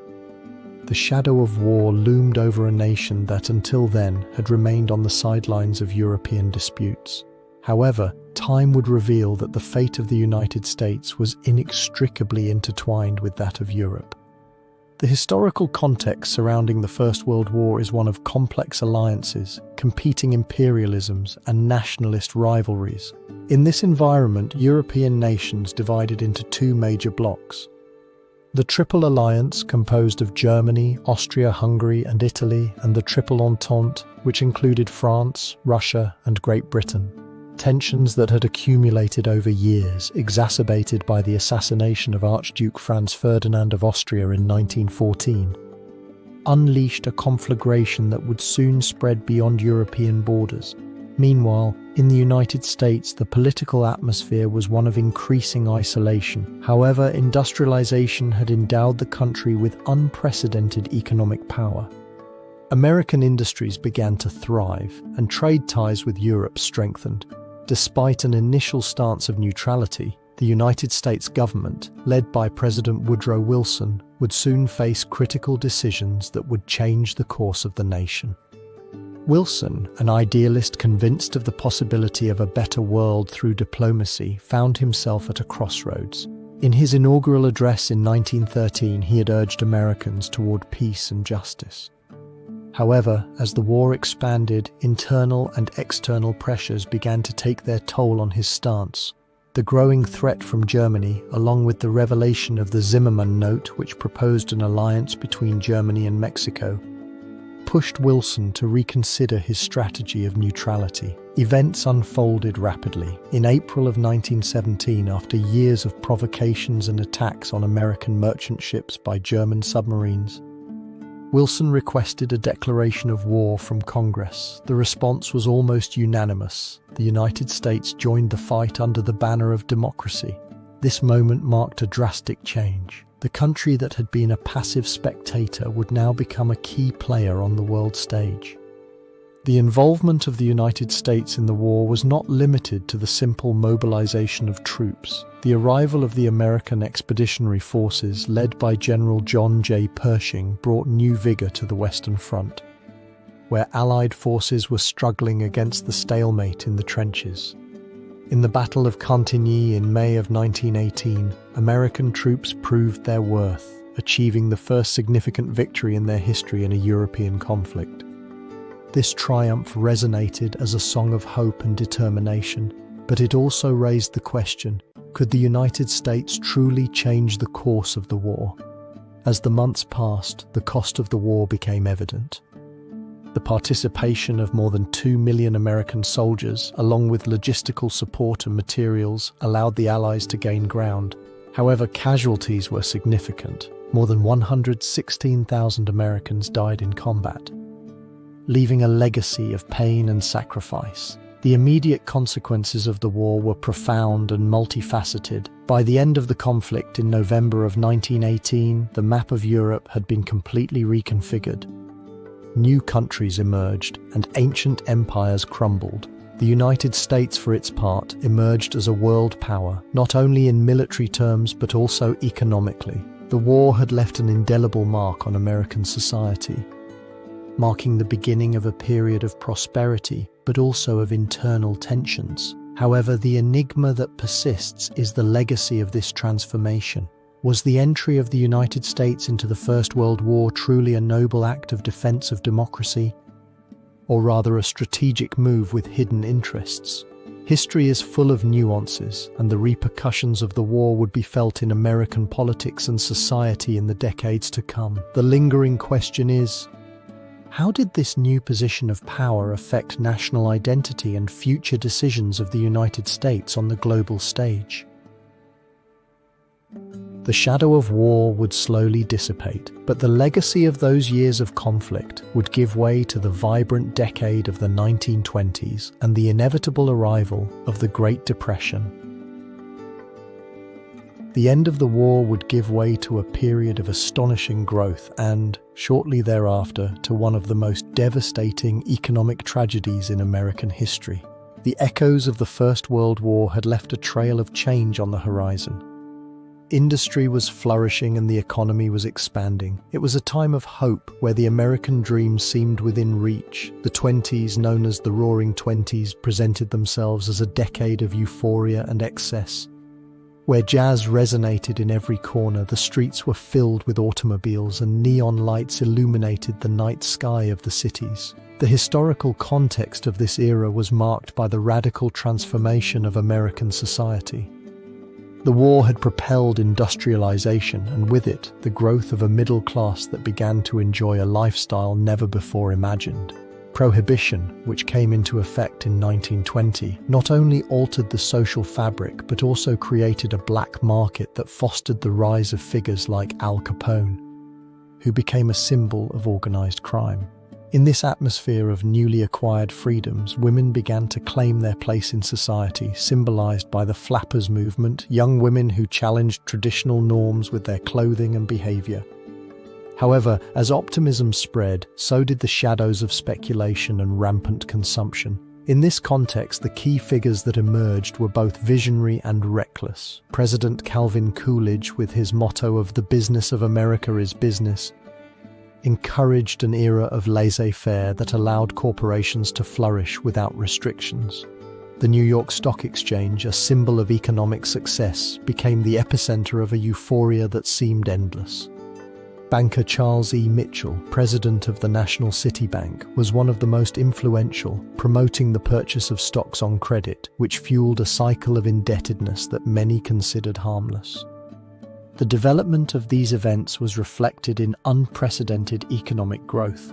Between 1920 and 1929, the industrial production of the United States grew by 70%, and national income doubled. Families began to purchase consumer goods from radios to automobiles, and loans became the norm. Parties in jazz clubs became a symbol of urban life, and the American dream seemed more accessible than ever. But what consequences lay hidden behind this facade of prosperity? As the decade progressed, optimism turned into a fragile mirage. Speculation in the stock market reached unsustainable levels, and in October of 1929, the House of Cards collapsed. Black Thursday on October 24th marked the beginning of a dramatic stock market decline, culminating in Black Tuesday on October 29th, when millions of shares vanished in an instant. This debacle not only devastated investors but also dragged down banks, businesses, and most tragically, millions of Americans who had placed their hopes in a bright future. The Great Depression had begun. The immediate consequences were devastating. Unemployment reached alarming figures, with more than 25% of the workforce out of work. Thousands of families lost their homes and savings, and despair settled in the streets. Cities became a landscape of hardship, where lines for food became a common sight. The shadow of poverty loomed over the country, leaving a legacy of suffering that still resonates in the collective memory. But how could a nation that had known such success fall into such despair? The enigma of this era lies in the lessons hidden behind the glimmer of the Twenties. Was human greed the driving force behind self-destruction? Or were there deeper systemic forces that led American society to the brink of the abyss? The decisions made by the leaders of the time, as well as the culture of rampant consumption, raise questions that still persist. History invites us to explore not only the rise but also the fall, and to reflect on the price of progress. As the country plunged into crisis, the next chapter of its history would begin to take shape in the efforts for recovery. The policies of Franklin D. Roosevelt's New Deal would prepare to challenge established structures and offer a response to the calamity that had overwhelmed the hearts and hopes of millions. That ephemeral prosperity gave way to a labyrinth of despair and challenge. The Great Depression had settled in the heart of the United States like an ominous shadow, dragging along dreams and hopes. In this context, the figure of Franklin D. Roosevelt emerged as a beacon amid the storm. His arrival to the presidency in 1933 not only represented a change in leadership, but the beginning of an ambitious project that promised to reconfigure the relationship between the government and its citizens. Thus began the story of the New Deal, a set of policies aimed at alleviating the suffering of the American people and revitalizing the economy. The political and social environment that preceded the implementation of the New Deal was marked by unease. The streets of cities like New York and Chicago were filled with men and women who, after losing their jobs, wandered in search of opportunities that seemed to have vanished. In this period of uncertainty, fear and frustration took hold of society. The bankruptcy of thousands of banks, the collapse of the stock market, and the rise of unemployment to historic levels created a breeding ground for change. Amid this discontent, Roosevelt presented himself with a message of hope, promising a revolution in the country's economic policies. The key figures in this historical drama were numerous, but Roosevelt stood out for his communication skills and his empathy toward the most disadvantaged classes. From the beginning of his term, he surrounded himself with a group of advisors known as the Brain Trust, which included prominent academics and progressive politicians. Among them was Frances Perkins, the first woman to hold a cabinet position, who would become a crucial figure in the creation of labor policies. The decisions they made in the early years of his administration, although controversial, laid the groundwork for an experiment that would forever change the interaction between the government and its citizens. As the Roosevelt administration established itself, various measures began to be implemented under the umbrella of the New Deal. The first stage focused on immediate economic recovery. In March of 1933, just weeks after taking office, Roosevelt called a series of extraordinary sessions of Congress, where laws aimed at stabilizing the financial system were approved.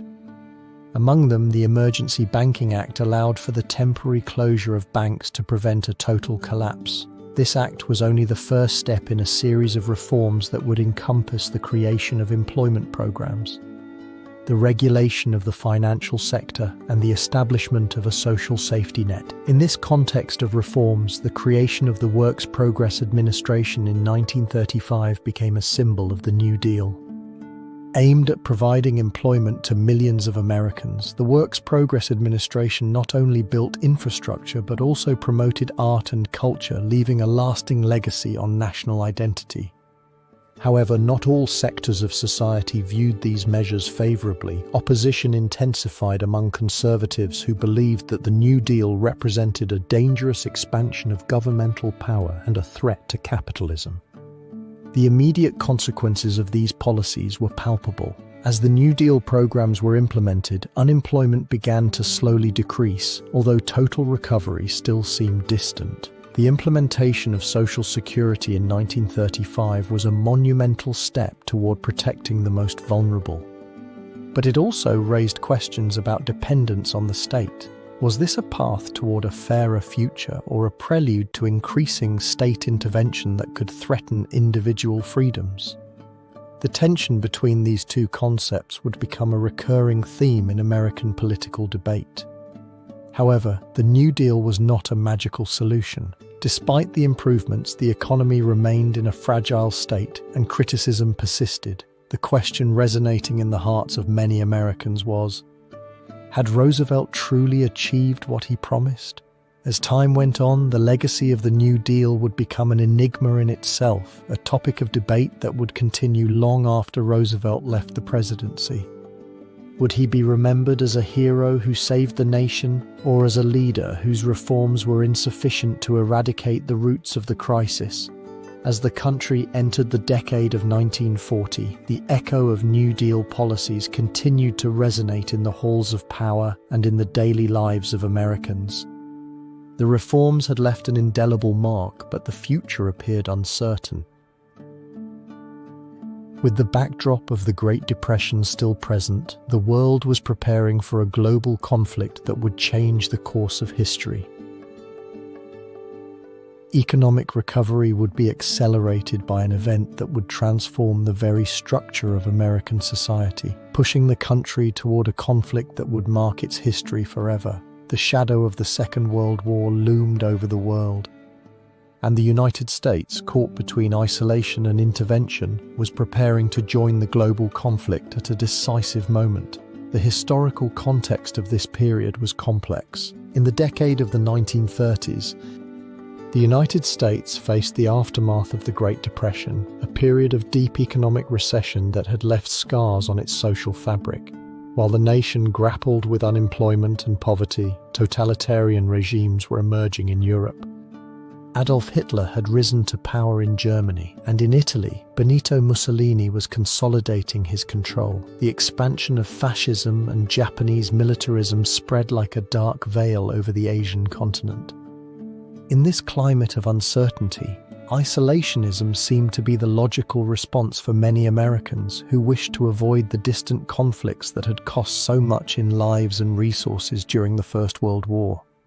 However, the situation would begin to overflow. On the 1st of September in 1939, Germany invaded Poland, triggering war in Europe. With the fall of Paris in 1940 and the advance of the Axis, pressure on the United States increased. President Franklin D. Roosevelt, aware that the fate of democracy was at stake, began to prepare the nation for its inevitable intervention. The famous arsenal of democracy would become a slogan that resonated throughout the country, symbolizing the growing production of armaments and war supplies. Among the key figures in this historical narrative was Franklin D. Roosevelt, a charismatic leader who used his political skills to convince Congress of the need to support the Allies. Despite the resistance of isolationism, his decision to implement the Lend-Lease Act in March of 1941 facilitated the shipment of military material to Great Britain and the Soviet Union, a move that would mark the beginning of American commitment to the war. On the military front, General George C. Marshall emerged as a crucial figure responsible for planning and organizing the war effort in all its aspects. On the 7th of December in 1941, Japan's surprise attack on Pearl Harbor altered the course of American history. The calm morning at the naval base in Hawaii turned into a scene of chaos and destruction, with more than 2,400 Americans dead and numerous vessels sunk. This event was the catalyst that led the United States to declare war on Japan the following day, and shortly thereafter, on Germany and Italy. The nation, which had remained in the shadow of the conflict, was now emerging as a major player on the world stage. As the conflict progressed, the development of events became increasingly complex. The battles in the Pacific, such as those at Midway and Guadalcanal, marked crucial turning points in the war, while in Europe, the invasion of Normandy on the 6th of June in 1944, known as D-Day, signified the beginning of the liberation of the European continent from Nazi oppression. American forces, alongside their allies, faced titanic challenges but also demonstrated a tenacity and ingenuity that allowed them to overcome seemingly insurmountable obstacles. The immediate consequences of the United States' involvement in the war were profound and multifaceted. In the military realm, victory on the European front translated into the liberation of oppressed nations and the consolidation of strategic alliances that would lay the groundwork for the post-war era. In the domestic context, the American economy, which had been stagnant, began to flourish again thanks to war production. Millions of jobs were created, and the participation of women in the workforce forever changed social and gender dynamics in the country. However, racial tensions and labor conflicts also emerged, leaving a lasting mark on American society. But what legacy did the Second World War truly leave for the United States and the world? The war not only transformed the geopolitical landscape, establishing the United States as a superpower, but also raised unsettling questions about the morality of conflict, the nature of modern warfare, and the human cost it entailed. The decisions made by leaders such as Roosevelt and General Dwight D. Eisenhower were often viewed in light of incalculable sacrifices. The images of American soldiers landing on foreign shores and the suffering of civilian populations in Europe and Asia lead us to question, was there really a path to peace without the need for such destruction? Thus, the Second World War presents itself as an enigma that continues to resonate in the collective consciousness of humanity. Its echoes remind us that the decisions of a handful of leaders can change the course of history, but they also make us reflect on the price we pay for peace. As the world recovered from the ashes of conflict, a new mystery emerged on the horizon: the Cold War. The victory in the war gave way to a new conflict, one that would define not only the fate of a nation but also the balance of global power. In the shadow of the devastation of the Second World War, a riddle emerged that would mark the second half of the 20th century: the Cold War. In this context, the backdrop of the rivalry between the United States and the Soviet Union began to take shape with dark and tense strokes. The ideology of capitalism clashed with communism, and the echo of distrust resonated across the globe. As emerging powers repositioned themselves, the world witnessed a political and social environment laden with uncertainty and fear. The European powers, exhausted by the war, sought to rebuild their economies, while the United States, emboldened by its recent victory, established itself as a beacon of democracy and prosperity. However, the shadow of totalitarianism, represented by the Soviet Union, loomed with the promise of a global revolution. This context would serve as the perfect breeding ground for the conflict in Korea, a small country at the eastern edge of Asia that would soon become the battleground of opposing ideologies. The onset of the Korean War in 1950 was not a mere accident. It was the result of key decisions and influential figures who, motivated by their own agendas, dragged entire nations into the abyss of conflict. The leader of North Korea, Kim Il-sung, a fervent advocate of communism, had received the support of his Soviet ally Joseph Stalin in his ambition to unify the peninsula under a communist regime. On the other hand, the administration of Harry S. Truman, alarmed by the advance of communism, made crucial decisions that would change the course of history. The Truman Doctrine, which promised support to those fighting against communism, laid the groundwork for the direct intervention of the United States on the Korean peninsula. On the 25th of June in 1950, North Korean troops crossed the 38th parallel, initiating an invasion that would unleash a series of tumultuous events. Within days, the international community, led by the United States and under the mandate of the United Nations, mobilized to contain the expansion of communism. General Douglas MacArthur, an iconic figure of the Second World War, was assigned to lead the United Nations forces. His strategy, which included a surprise landing at Incheon, resulted in an initial victory, but also sowed the seeds of a prolonged and exhausting war. The following months became a deadly dance, where advances and setbacks occurred on a bloody stage.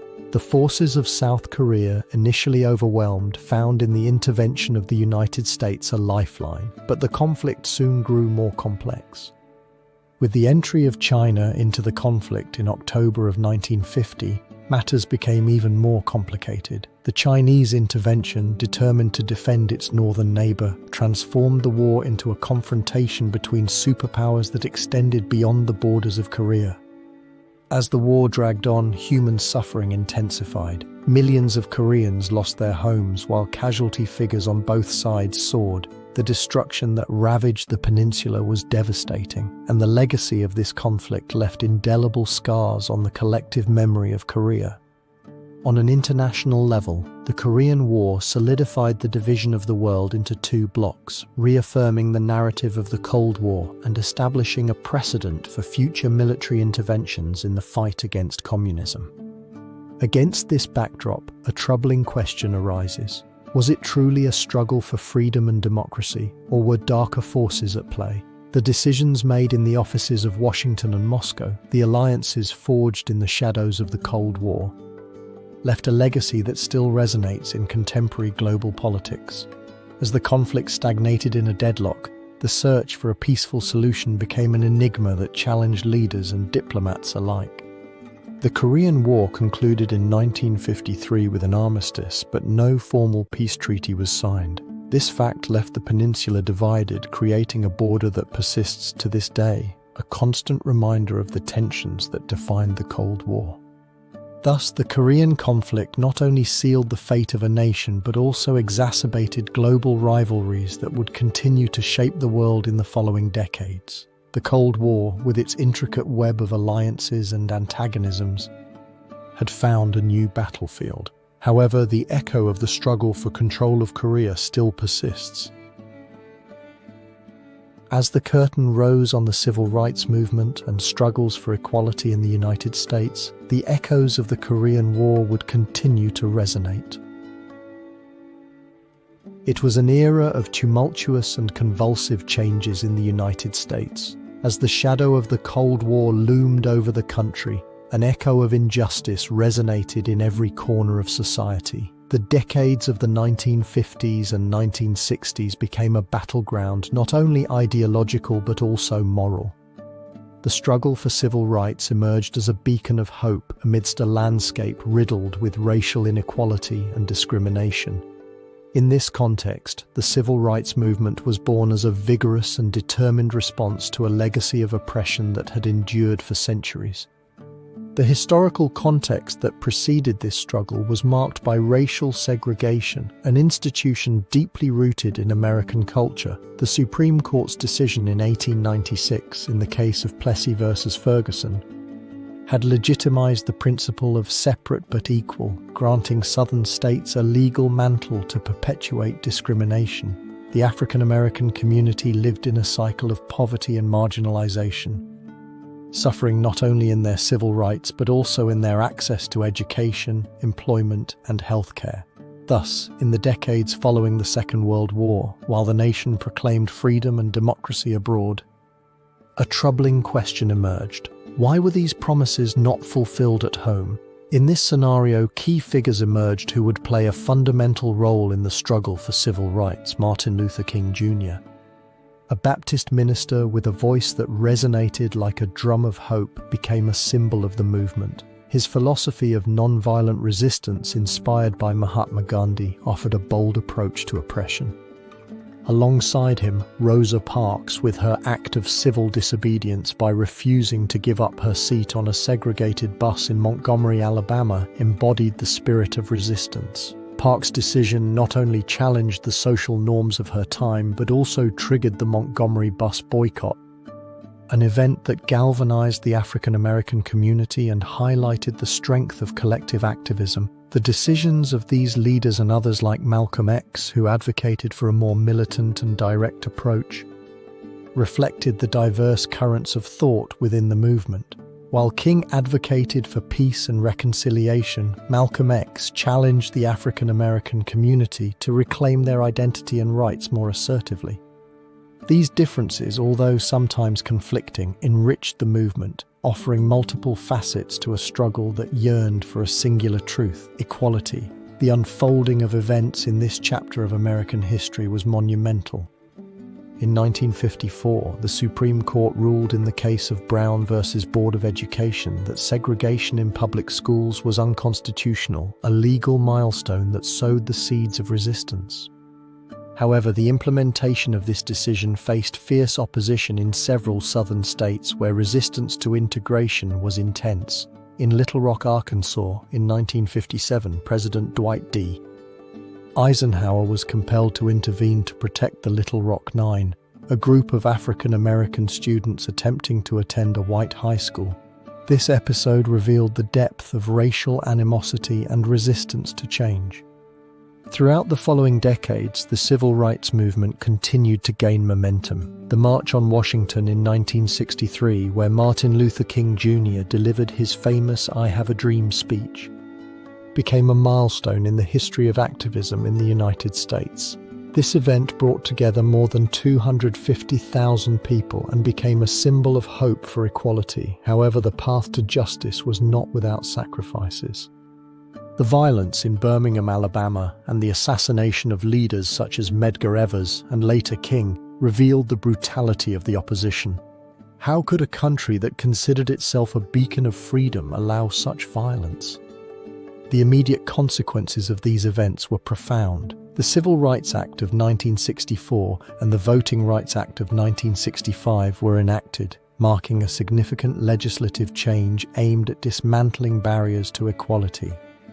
However, these achievements did not eliminate resistance. The struggle for civil rights became a riddle in itself. Could laws truly change hearts and minds? Social transformation is always a complex process.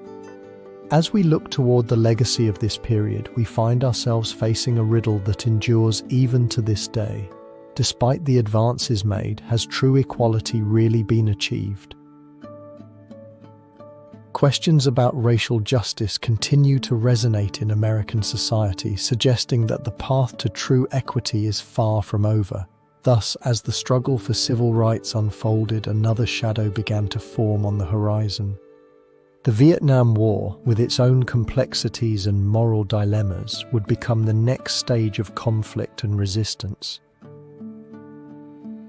The struggle for equality and civil rights in the United States during the decade of 1960 was an echo of deeper and darker conflicts brewing in other parts of the world. As American streets filled with demonstrations and voices demanding justice, a mystery unfolded in Southeast Asia, a conflict that would mark an entire generation and leave indelible scars on the national psyche: the Vietnam War. The historical context that preceded the involvement of the United States in Vietnam dates back to the era of the Cold War, a period of global tension that pitted two ideological giants against each other, the United States and the Soviet Union.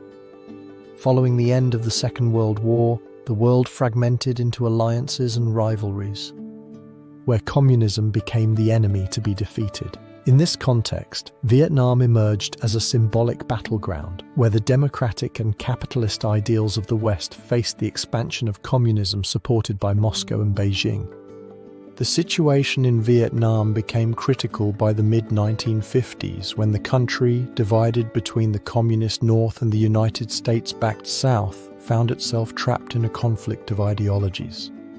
The victory of the Communists in the Battle of Dien Bien Phu in 1954 led to the division of the country at the 17th parallel, an event that sowed the seeds of a war that would last for more than a decade. Meanwhile, the American President Dwight D. Eisenhower upheld the domino theory. If one country fell to communism, a chain reaction would occur in the region. This belief fueled American intervention in Vietnam, an act that would trigger a series of decisions that would change the course of history.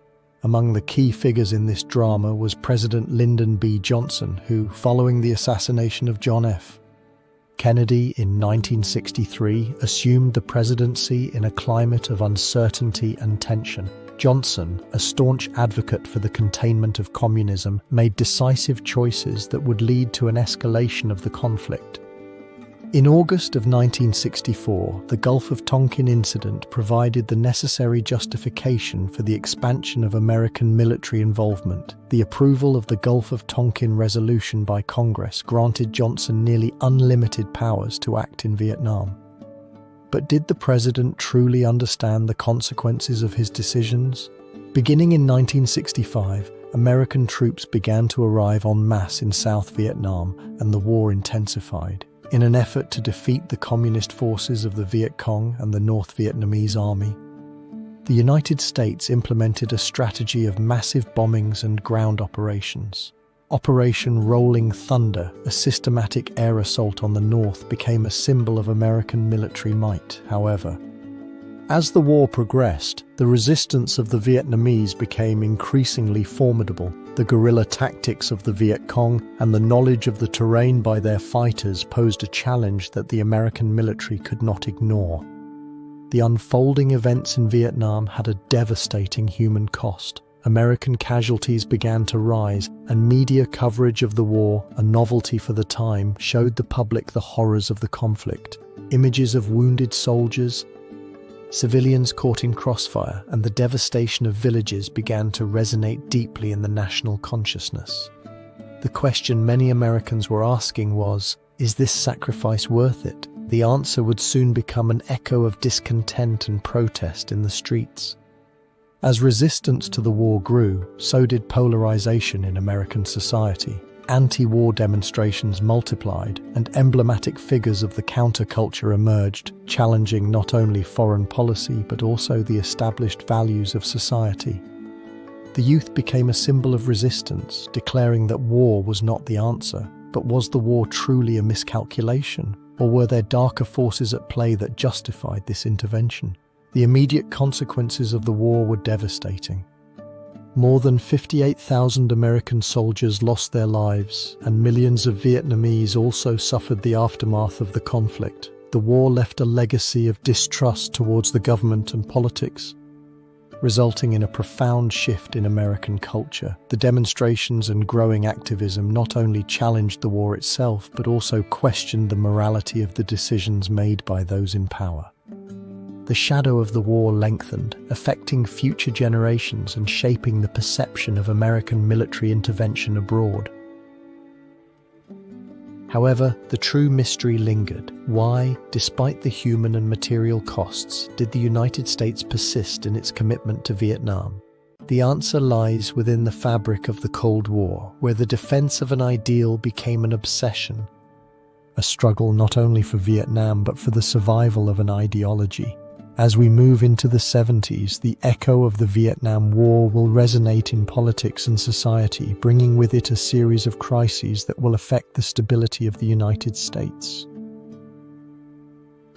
The war abroad would soon transform into a complex web of challenges that would mark the decade of 1970 in the United States, in a nation that had emerged victorious from the Second World War. The echoes of optimism began to fade, giving way to a period of political and economic uncertainty.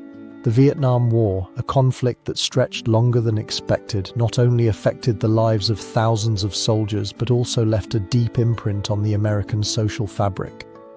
Public discontent intensified, and images of peaceful protests intertwined with those of a divided country. The historical context that presided over this decade was characterized by a climate of disillusionment and distrust. The administration of Lyndon B. Johnson, which had promised a great society of social progress, now found itself trapped at a crossroads. As the cost of the war increased and resources dwindled, the American economy began to falter, giving rise to what would be known as stagflation, a combination of economic stagnation and high inflation. This situation created a conducive environment for social and political discontent, where the middle class began to question the values and principles that had guided the nation on its path to prosperity. The key figures that emerged in this complex scenario were many, but some stood out for their crucial decisions. Richard Nixon, who assumed the presidency in January of 1969, became the symbol of a new era. With his foreign policy of Vietnamization, he sought to reduce the American military presence in Vietnam while attempting to maintain the image of a strong leader. However, his decisions were marked by the shadow of public distrust, exacerbated by the Watergate scandal that would later shake his administration. Another central figure was George McGovern, a senator from South Dakota whose progressive approach in the elections of 1972 resonated with those yearning for a radical change in the direction of the country. The development of events in this decade was turbulent. In 1970, the crisis at Kent State University, where the National Guard opened fire on protesting students, left a toll of 4 dead and a shocked nation. This event symbolized the outcry of a generation that felt betrayed by a government that seemed to ignore its voice. The discontent translated into an increase in social movements advocating not only for the end of the war but also for civil rights, gender equality, and environmental protection. The feminist movement in particular gained momentum, challenging established patriarchal norms and demanding an equitable place in society. As the decade progressed, the economy continued its decline. The oil crisis of 1973, triggered by the OPEC embargo, led to a drastic increase in gasoline prices and unleashed a wave of inflation that affected all levels of society.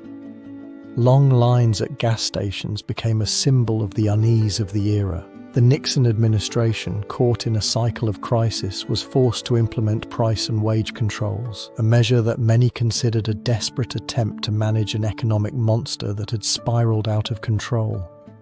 Was the government prepared to face the magnitude of the challenges that loomed?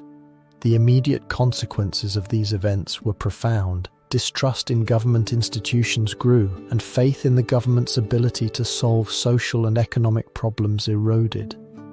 Watergate, which culminated in 1974 with Nixon's resignation, represented a turning point. The revelation of abuses of power and systematic lies fueled the perception that American politics was corrupt. This scandal not only destabilized Nixon's administration but also left a trail of cynicism that would linger in the collective imagination. The enigma underlying the events of the decade of 1970 is deep and disturbing. How could a nation that had experienced moments of glory and triumph fall into such unease and disenchantment? The answers, hidden in the folds of history, invite reflection on the fragility of democratic ideals and the resilience of a people who, despite everything, would continue to fight for a better future. Against the backdrop of a nation teetering between hope and frustration, the United States was entering the decade of 1980, a period that would bring new trials and transformations.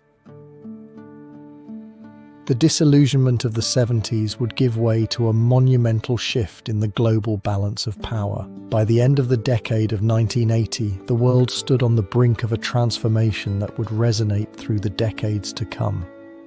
The Cold War, an ideological conflict that had dominated the 20th century, was nearing its end. At the heart of this historical crossroads, the Berlin Wall, a symbol of the division between the Western and Eastern blocs, stood as a silent witness to the accumulated tensions. The historical context preceding these events was marked by a series of economic and political crises in the Soviet Union, exacerbated by the reforms of Mikhail Gorbachev. In 1985, Gorbachev, the new Soviet leader, introduced the policies of glasnost, openness, and perestroika, restructuring, seeking to revitalize a system that showed signs of exhaustion. However, while the Soviet elite attempted to reform the system from within, popular discontent began to gain strength in the nations of Eastern Europe. In Poland, the trade union movement Solidarity, led by Lech Walesa, emerged as a beacon of resistance, inspired by the desire for freedom and autonomy. The key figures in this narrative are undoubtedly Mikhail Gorbachev and his American counterpart, President Ronald Reagan. The relationship between them, marked by a mix of tension and dialogue, became an essential component for the de-escalation of the conflict. Reagan, known for his tough rhetoric against communism, surprised the world when, in a speech in Berlin in 1987, he urged Gorbachev to tear down this wall. This call resonated not only in the fresh air of Berlin, but also in the hearts of millions who yearned for freedom. The unfolding of events leading to the fall of the Berlin Wall intensified throughout 1989. The pressure on communist regimes grew as citizens of countries like Hungary and Czechoslovakia began to mobilize. On the 9th of November in 1989, following weeks of massive protests in East Germany, the communist government, caught between internal pressure and changes in Soviet policy, announced the opening of the borders. In an instant, the physical barrier that divided Germany and, by extension, Europe began to crumble. Thousands of people crowded at the checkpoints, crossing into an uncertain yet hopeful future. The immediate consequences of the fall of the Berlin Wall were profound and swift.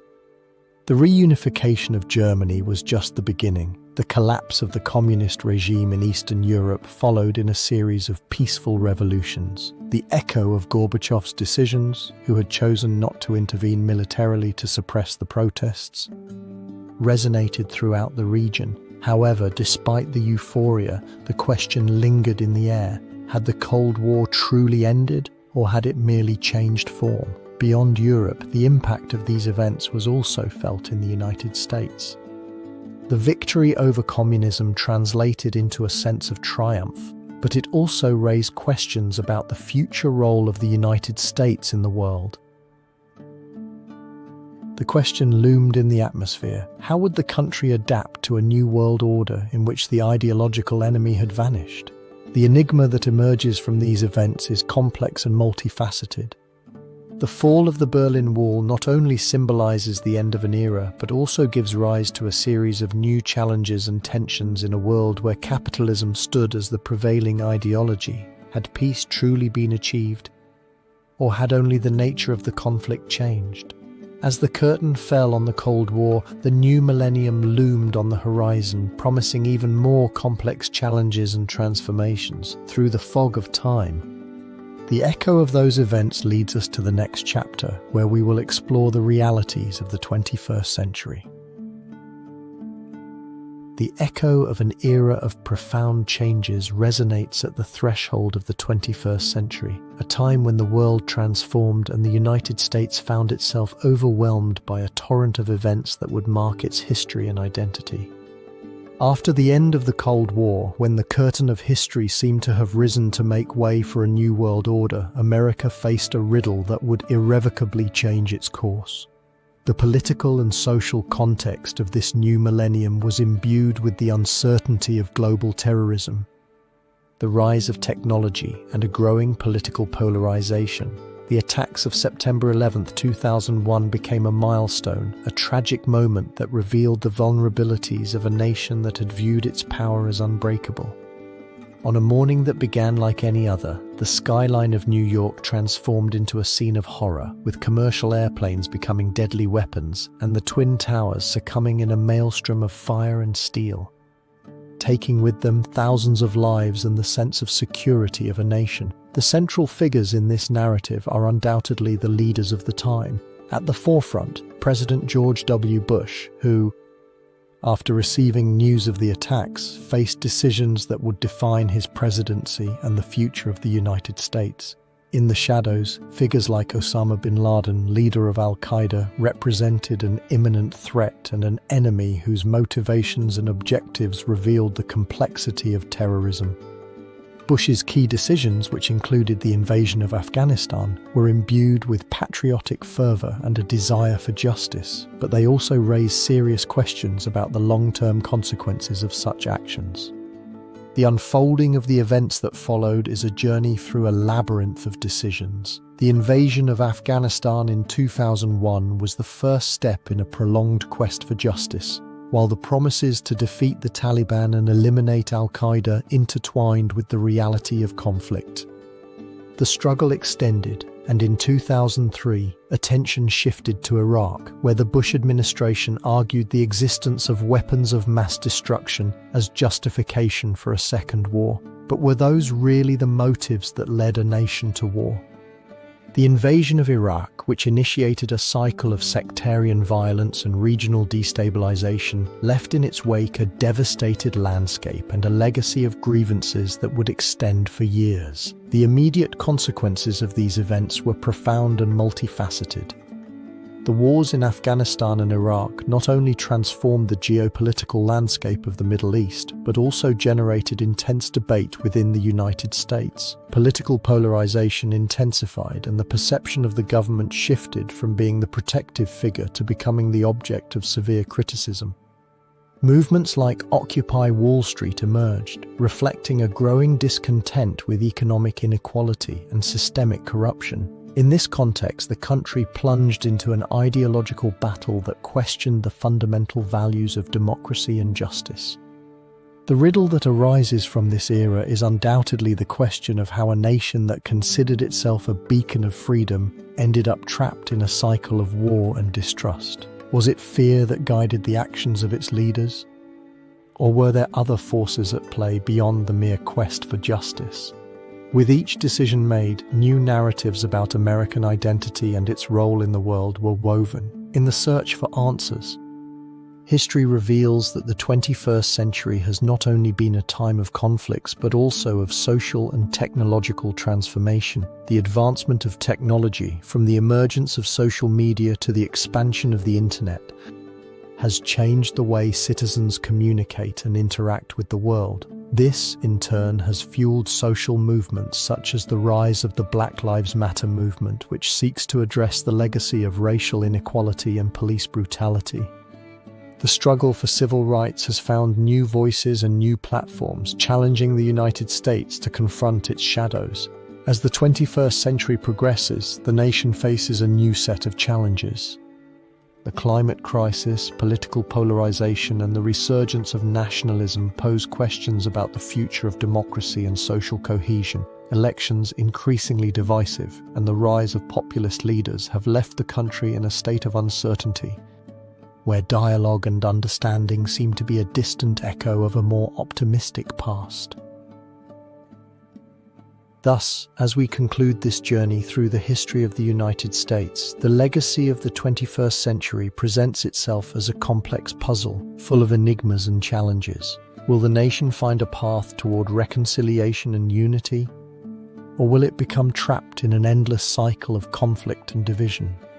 The future remains uncertain, an invitation to reflect on the past and to consider how the decisions made today will shape the history of tomorrow.